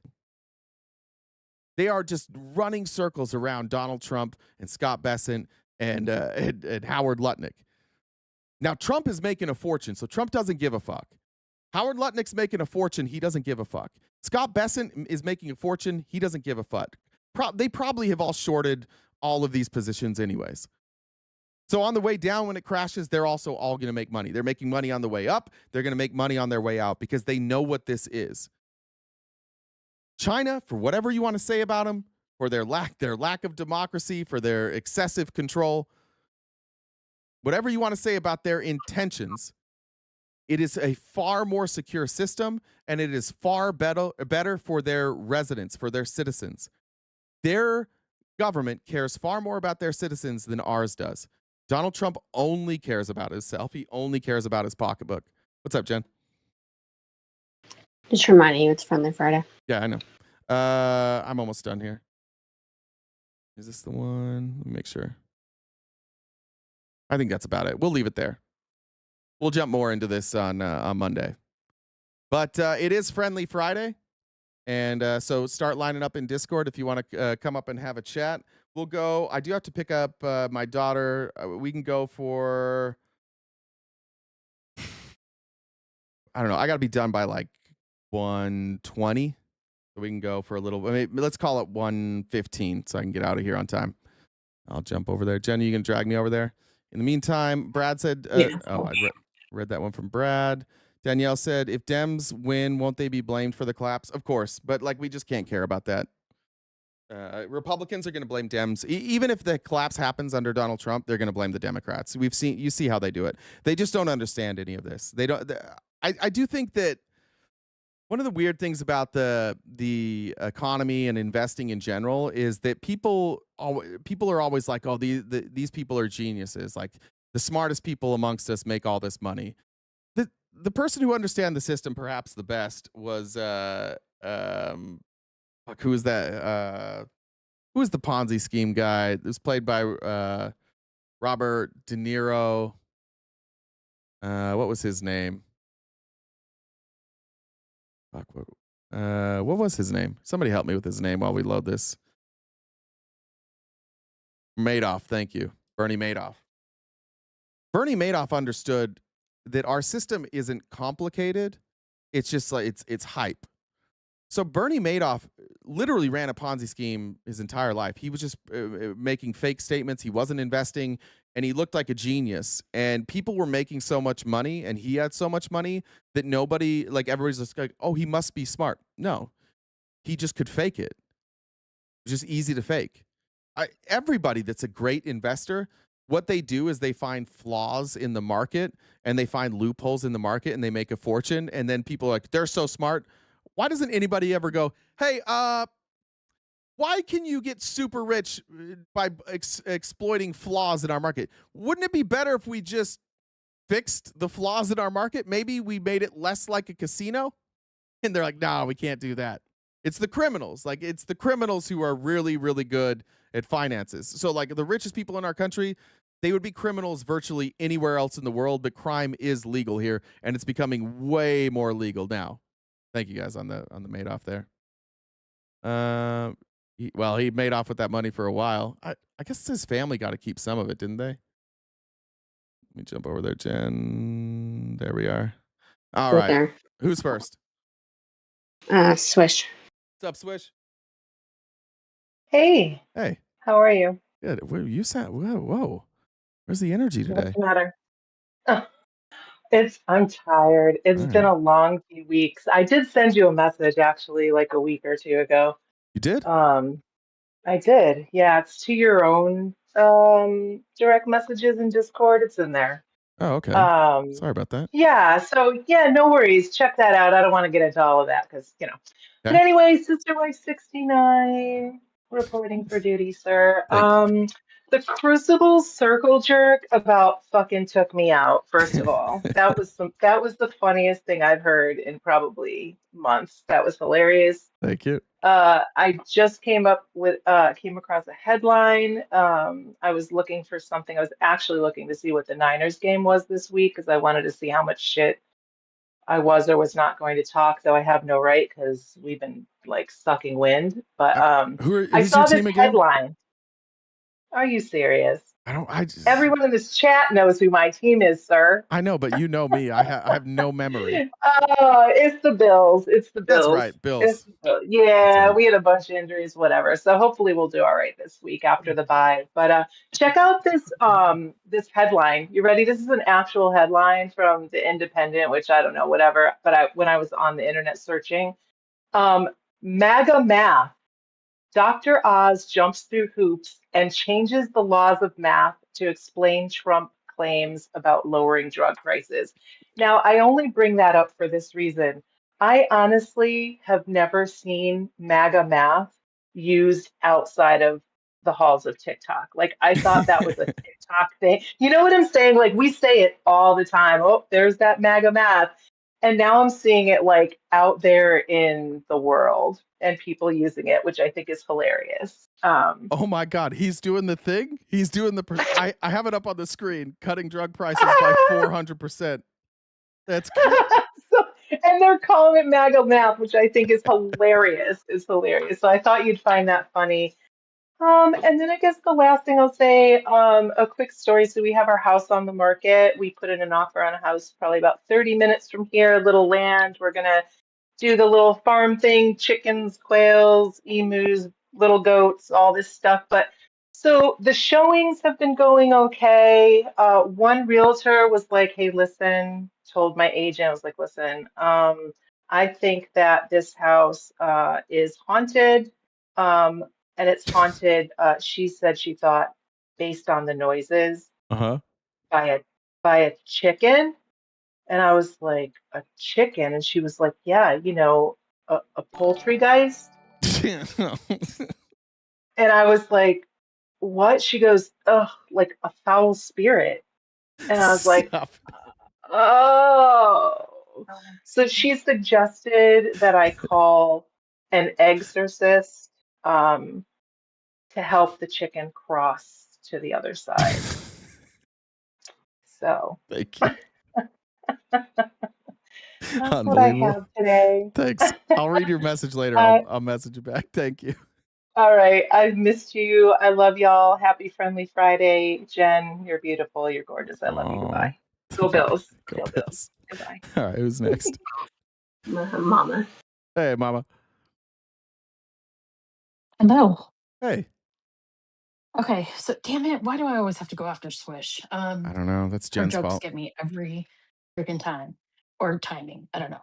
Anyway, so I have like, I don't know, I have a whole bunch of things to go over. So Okay. first, it's about time the Cowboys finally won a fucking game. So yeah, feeling good about that. And also, do you guys have replays for the members only events? I think if you're a member on YouTube, you can watch them, right, Jen? Yeah, on YouTube you can. Yeah. Oh, okay. Yeah, because I'm through Twitch. So, but okay. I wonder if I we mean, can we can probably figure something out. We could possibly do something. We can make it unlisted and give a link, possibly. That would be cool. Okay. Like that. Let's do that. Yeah. Okay. Yeah. Okay. And then also I also sent you a message on Discord a couple weeks ago. Fuck. It's okay. But yeah, look at it. Okay. It's helpful. Anyways, so we are working to like preserve our assets and our resources and all of that. So we're looking at like starting a garden, and then also support our local farmers and butchers and all of that. I'm in the West Valley, so it's fairly easy because Buckeye's like right there. Mm-hmm. But also like I found this app. It's called Farmish. So, and if anybody else is looking for something like that, it appears to be nationwide. It appears to be up to date. But figured that would be helpful for anybody who's wanting to like support their local community. Is this? I went to the website. This is a marketplace for local food and farms. Yep. Okay. Cool. This Yeah, is they have cool. like local bakeries and all that crap. And then also the Little Blue Cart, which I know it's on Threads. I don't know about any other social media, but they have anti-MAGA, progressive small businesses and all that that we can support. Oh, cool. And then just the last thing. So I like to listen to. There's a guy on TikTok that's called Cure for Paranoia. I follow them, and they do a new You song said every cure single for day. It's either for paranoia. yes. Okay. They do a new song every day. It's either rap, hip hop, that kind of genre, and it aligns with what is happening either U.S. wide or worldwide every day. Okay. Phenomenal artist. So I'll check that out. I did read your message. Now I remember you said I'll just read it for everybody. It said Jay for med checks. Trinity Psych is a good option for ADHD med checks. They have telemedicine options too. And you gave me the phone number. If anybody needs it, I'll just drop it in the Discord. Yeah. And I don't know if they're limited just to Arizona, but okay. Yeah. So and then last thing, I know I'm out of time, Jen. Please don't drop me. I don't know if you've seen yet or not, but the lady in the polka dot dress on, I'm assuming Threads, Instagram, all of that. If you haven't seen her, you need to watch her because she's amazing. I don't know like if she actually has a platform or not, but basically she goes up and steps in front of like all of the ICE vehicles, flips them off, and then yells at them and calls them cowards. Oh, I saw her the other day. I didn't realize. I saw one of the videos the other day. I didn't realize she had a thing. Oh yeah. Yeah, she's funny. She's trending at this point. I love that. Anyways, that's all I got. Have a Thank great you. weekend. Appreciate it. All right. See it. Bye, guys. By the way, I was just going to tell you too, if you're setting up a community garden, might be a good, maybe reach out to Mr. Jones. He has a lot of good ideas on community gardens. Stop it. Okay. Definitely. Hi. Welcome to RTP's Prepper channel. Here you can get all the tips and tricks for the economic collapse. That's right. Where to store your proteins and how to grow your own food. If anybody's wondering why FOD sounds so fucking happy right now, it's because he jacked it 12 times during this episode today. This is your porn. Can confirm, yes, we definitely. Jay, we've been over this. Sorry, I didn't jack it. I rubbed it lightly. Okay, don't say jacket. It's aggressive for some of the listeners. He put on a jacket. That's this right. Makes him cold. That's right. Yeah, thank you. Yes. Warm up top, cool down below. Yeah, that's right. That's what we were doing. Yeah. No, listen. Every time you talk about the crash, man, I have ChatGPT actually timing it out for me, and it's giving me all the shit to look for like the first triggers for the cryptocurrency collapse and all that shit. It's supposed to happen within like 3 to 6 months for phase 1 of the economic collapse. So that should make everybody happy because we've all been preparing for this, right? We've all been listening to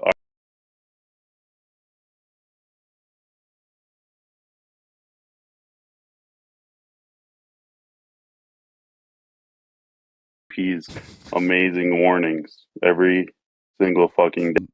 Oh yeah, fucking blame it on me. That's dirty right there. I mean, that's what dirty. I would do. All right. Blame on something. Listen, don't ever. Somebody else's turn. So it might glitch one more time, but it should be good. All right, who's next? Kirsten. Hey.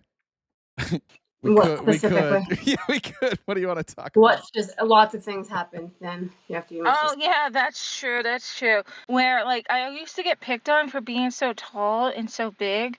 So my best friend was like 5'4", and she would just list to pick on me, and I felt like that with Millie, where Millie was like being like kind of condescending, and was just like, and I was like halfway asleep and going, Jerry, Jerry, Jerry. And it was amazing. And there's a certain spot when I go to pick up my daughter that like the internet cuts out. It's just shit. I'm like, I'm gonna cuss her out, and my internet's. It was just trying, like, I don't know what he was trying to do. Try to find a way to like just make it like much, and he was just being too much. And I had to go to bed at that point because I was gonna pass out. Are you talking about the Zionist? Yeah, him. He was annoying as well. Yeah, that's both of them. I think they're buds, but like they want you to lie. So debating them, you just have to tell. If you don't know something, just say I don't know, and then flip it and ask them to explain it. And they never can explain it. They just want you to get a fact wrong so they can live on that, celebrate, and then go and celebrate with their. They think somebody got wrong, and then they focus on that forever and celebrate it. But yeah, Jen had enough of Millie. A member only chat. Oh, okay. Gotcha. Well, anyway, my time's out. You guys did fantastic. I hope you guys both have a wonderful. I don't know what the Gleaners are. It looks like a community food bank.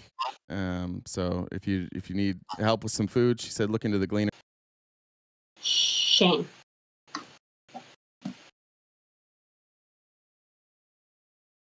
Republican surrounded by a bunch of MAGA. But anyway, I thought a long time ago you would have already debated Millie. Like, that's a waste of fucking time. Worth it. Yeah, but anyways, I don't want get to tell everybody. I want to tell everybody about my new pet program. So I have found out finding resources and ways to stay in their path of recovery. And as we know, a lot of these. So my thing is, I'm working with a bunch of ex-professional action sports athletes, and we're assembling communities of action sports athletes that are also either actively in recovery or help people in recovery, and therefore we can keep them here. I didn't catch that last part. I said I thought you guys would love that. Yeah, thank you. Yeah, that's awesome. And fans and all kinds of stuff behind me, so it's super modeled. Don't say grinders too loud or Mike Johnson shows up. Guys, I don't know what's going on. Everybody says it's glitching. I get it. Nothing I can do. On my end, the internet connection looks good. It's obviously working. I think it's TikTok more than anything else. I'm blessed. Hi, I just came on for. Yeah, I think it. And you changed my life. You literally changed my life. I have never been into politics my entire life. I'm 62 now. Me. I love that. But yeah, it's all because of you. Like I started listening to you. I had no idea about. I didn't even know like whether I was a Republican or a Democrat or liberal or any. I didn't know anything. Nothing. Literally. Awkward with compliments. So. I know. Here, hold on. Jay, Thank you you. suck. There you go. I get her. I do. But anyway, thank you so much. You've really changed my life. I've got so much interest now, and keep doing it. I think that's awesome. And thank you for the I compliment. will definitely. Yeah. All right. Thank you. Have a good weekend. You too. Thanks. Bye. You know, I'm a composer. I don't like post about politics a lot, but I think I sent you a message about this is a theme today. Graham. Wait. But it wasn't on Discord. So okay. You know, Gotcha. lesson learned, everyone. Yeah. My bad. But you said you were gonna look like, you know, like I'm trying to gauge my view on this and make sure that it's not just because I've gone through, looked into it, and you know, I'm just taking other people's opinions whom I trust. Have you looked into the skull tattoo situation? Yeah, we covered it. You and I maybe are in a similar situation where like we may have more empathy because we want people for this particular instance, because maybe for some people this is very impactful, and for some people this means they will not vote for him, and that's just on their own. Do they believe him? Do they not? Is this something that is forgivable or unforgivable? I hate to have to defend publicly, and so I probably have more empathy than some people do, and I guess that's where I left. All right, we'll see. Bye. All right, I'm who's gonna next? I'm gonna close out TikTok because it is quote unlocking things. I'm just gonna close that one out. Okay, cool. Dolphin. Hey. All right, few things. First off, Chip, fuck off. All right. Damn. Sorry. I know you shut down TikTok, but I still have to tell him to fuck off. He don't know nothing. Take You that. said he got shit right. I don't even think he got it right. I don't remember what he got right. There was something he said that I can't remember what it was. He was like kind of right. I don't remember what it was. Anyways, just a couple of things. Please, I love Felice, you know I do. She follows a man by the name of Robert Reich. Yeah. It's spelled like right. Yeah, I know who that is. Maybe, yeah, check out a couple of videos of his. Maybe pop one or two on. I I played like one of his watching him. He's videos very yesterday. knowledgeable. I was watching apparently. Oh, fudge sickles! I guess I missed it. I don't remember. It might have been something that he reposted. It might not have been like an original one, but I know he was on the outline yesterday. He's good. I like Robert Reich. Yeah. Yeah. Okay. Go Lions. And here's my joke. Okay. Why did the dentist go to the zoo? I don't know. Because he wanted to see the enamels. Sorry, I said that wrong. I literally pulled a Trump with the Mississippi. Enamels? I got it. Enamels. There you go. Yes, damn it. That's all right. I'm with you. All right. Thank you. Yeah. All right. I'm just glad I made you laugh today. Yeah, I I'm like happy. that one. Thank you. So, you guys have a wonderful rest of your day. You too. Love you guys. Love you too. We'll see you soon. Eli. Who'd you say? The dude, Eli. Oh, hey. Hey, first of all, wanted to remind you your hats fucking suck. Okay. Thank you.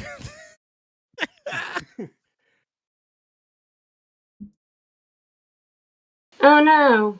Where did he go? Oh no, did you boot him? I muted him. Oh shit. I gave it back.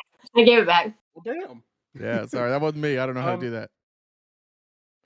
I told Bree that I would call you a raggedy bitch for missing things in the Twitch chat yesterday. Okay. And I was in a meeting last week during Friendly Friday, so I didn't get a chance to say this. Okay. But what have I told you about secrets in the internet? Because your little story last week about Mormons and the nocturnal emissions and why you can smell, that smell for life. I don't want to fucking know. It's a problem, man. I don't try that hard to stop it. The words come out. I guess in both situations it just comes out. I can control me oversharing about as well as I could control those nocturnal emissions. So might just be stuck with it. I miss the person I was before that story. Well, come to Arizona in the spring. You can smell the trees. You'll know what I'm talking about. Gross. Oh God, I'm gonna punch you. Jesus Christ. That's all I wanted. You suck. Love you, Jen. Looks like there was a Jay Arlington raid from Twitch. Is that what it is? Thank you. Oh, there we go. We're just finishing up, Jay Arlington. Sorry. We'll raid back at you guys sometime. Thank you, though. Welcome. Who's All next? right, Danielle. Hey, Danielle. Hey, how are you? Good. How are you? I'm all right. So I hate to ask this question because two people before me did about the messages. But I watched your debate, which we kind of talked about a little bit. Uh-huh. But I just wanted to make sure that that source I sent you with all of the genocidal comments, I think there's over 1,000. Because I remember, I don't know if it was Millie or Mid, whatever that other guy's name was, that was saying that there was no intent. But I don't know if you saw that or not. Is this the one what from was that guy's the name? New Arab? Is that the source? I think so, yeah. And it's got 1,000 different statements from the Israeli government and all of that literally proves the intent. Because I remember he was trying to make that argument that there has to be intent, which he's not wrong. That is one of the highest bars. But I mean, Israel proved intent right in the beginning and then has obviously throughout. Oh, But I think you did a really good job, by the way. Oh, thank you. It's this one, actually. It was from alhaq.org, the Registry of Israeli Genocidal Statements. I actually hadn't read this one yet. So, but did Sarah agree? His one, the woman he referred to, the one with the PhD. Oh, yeah. Yeah. She probably didn't agree. Yeah. I'll have to check it But out. yeah, It's not I don't loading know. right now for some It's reason. crazy though. Like, just I know we don't have the numbers or whatever, but like logic of the area, the size of the area, the amount of bombs dropped, like we all know that the 68,000, that's just the number of bodies that actually made it to the hospital to be counted. Last thing, which I think you probably already looked at, but remember we talked about the October 7th and the rape and all that. And I remember you mentioned the other day that a lot of that was debunked. I sent you sources on that a couple weeks ago too, so if they ever are like, oh, where are you coming up with this? Yeah. So, Yeah, they've admitted it. Yeah. yeah, it's crazy. But anyway, I see I'm out of time. I really appreciate all you do. And like I said, great job on that debate. Thanks, Danielle. Good talking to you. Thanks for All the right. information. Have a always. good weekend. We'll see it. Of course. Bye. All right, Jen. Positive impact. Good. Just yeah, all the stuff about the financial collapse and just everything that's going on is just so concerning. My husband works in the solar industry, and his business has just been decimated with what's already been going on. So it's just very scary to. Yeah, they've got because even if they have customers, they're everything they it's a full on attack on the solar industry. It's crazy. Yeah, and he does like utilities size battery implementations, and 98% of the 14 projects that were supposed to, they don't know if they can get the the parts in that they need, and it's really frustrating. And I will say that there are investors out there that are still bullish about where solar is going to be, in 5 years. So they want his company to survive and stuff. But it's just such a slog right now. It's just awful. So yeah, the only stock I still own is a solar or electric vehicle company, and it has been absolutely decimated. But like they're still kind of making money, and I keep holding on, thinking that once this administration's done and we get back to sensible shit, that like there will be a massive solar boom. But we need Trump to get the fuck out of the way. Yeah, and I would say it's more than it's just alternative energy in general. But anyways, thank you for all the information today. It was sobering and scary and made me have a pit in my stomach just given the uncertainty of my husband's company and just everything that's going on. I got 2 kids in college, and it's just a lot. So yeah, I'm sorry about that. I wish it was no, I wish it was better news. It's good to be in the know, though, right? You can plan when you know what's going. I mean, so I appreciate it. Thank you. All right, have a great weekend. I'm off to a robotics competition, so it's our last one of the 2025 season. So good luck. You guys have had a hell of a season.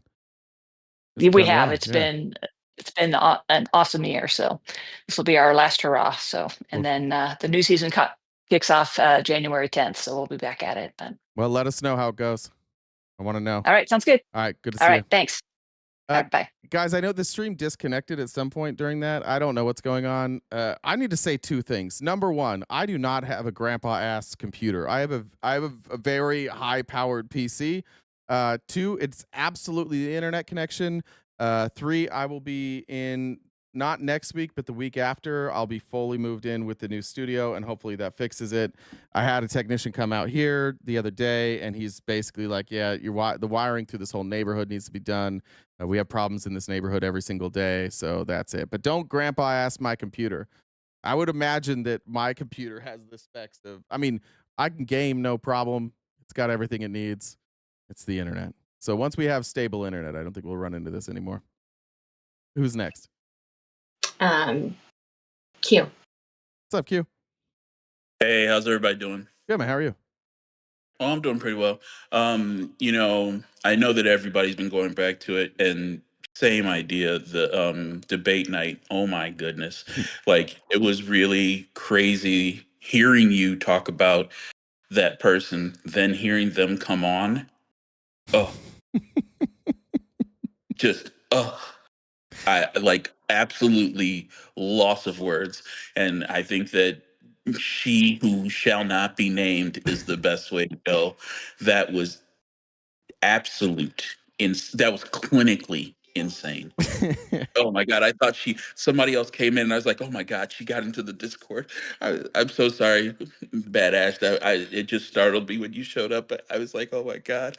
But that was the most unhinged thing ever.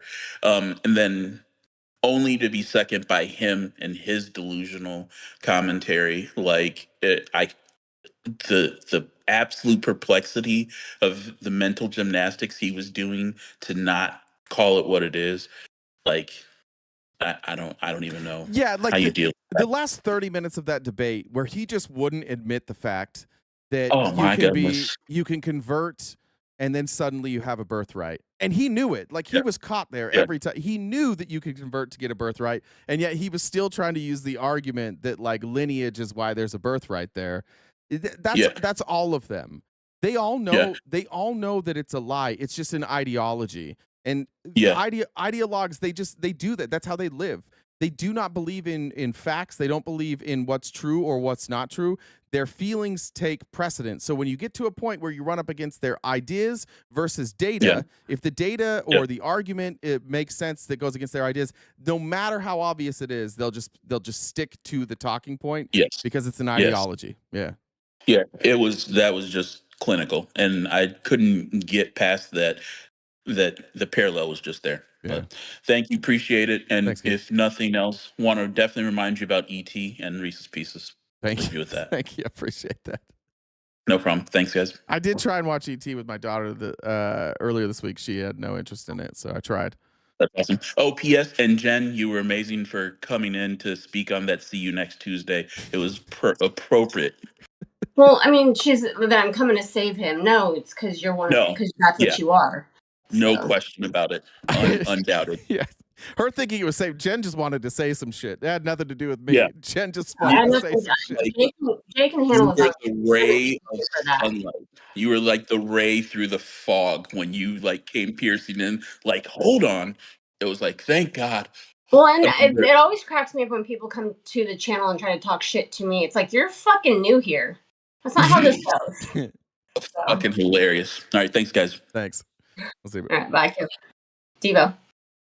Hey, what's up, Devo? Hey, how are you? How are things, Jay? You doing good? Shut up. How about that?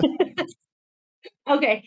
So I just wanted to tell you about last night I watched a program about beavers. And it was the best damn documentary I've ever seen. Good. I thought that was going to go a completely different way. Same. As soon as I said the start of it, I was like, oh no, people may think this is going to complete. I didn't think about that till I started reading it out loud. It's beautiful. I like that joke. That's it. I had a couple of questions about things you talked about. I'm like, I'm exhausted. I can't do politics. So I just figured I'd do a joke and start the weekend. So. I love that. Well, have a good weekend. All right. Thanks. You too. Bye. Yeah, I mean, I don't know if you saw it, but like when you were talking, the one video you were watching that talking about tulips, and my mind kept going to two lips. Oh, let's get it together, Jen. Sorry, I'm a child. You're immature. I can be.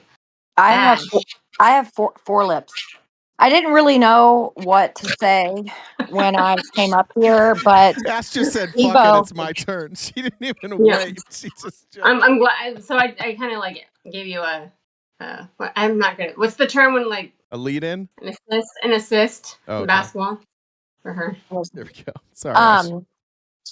I used to sing karaoke sometimes at this club down in Nashville called the Wild Beaver Saloon. It's a real place, I promise. I didn't really have anything to say. I was gonna just say hi, but hi, and then I guess that.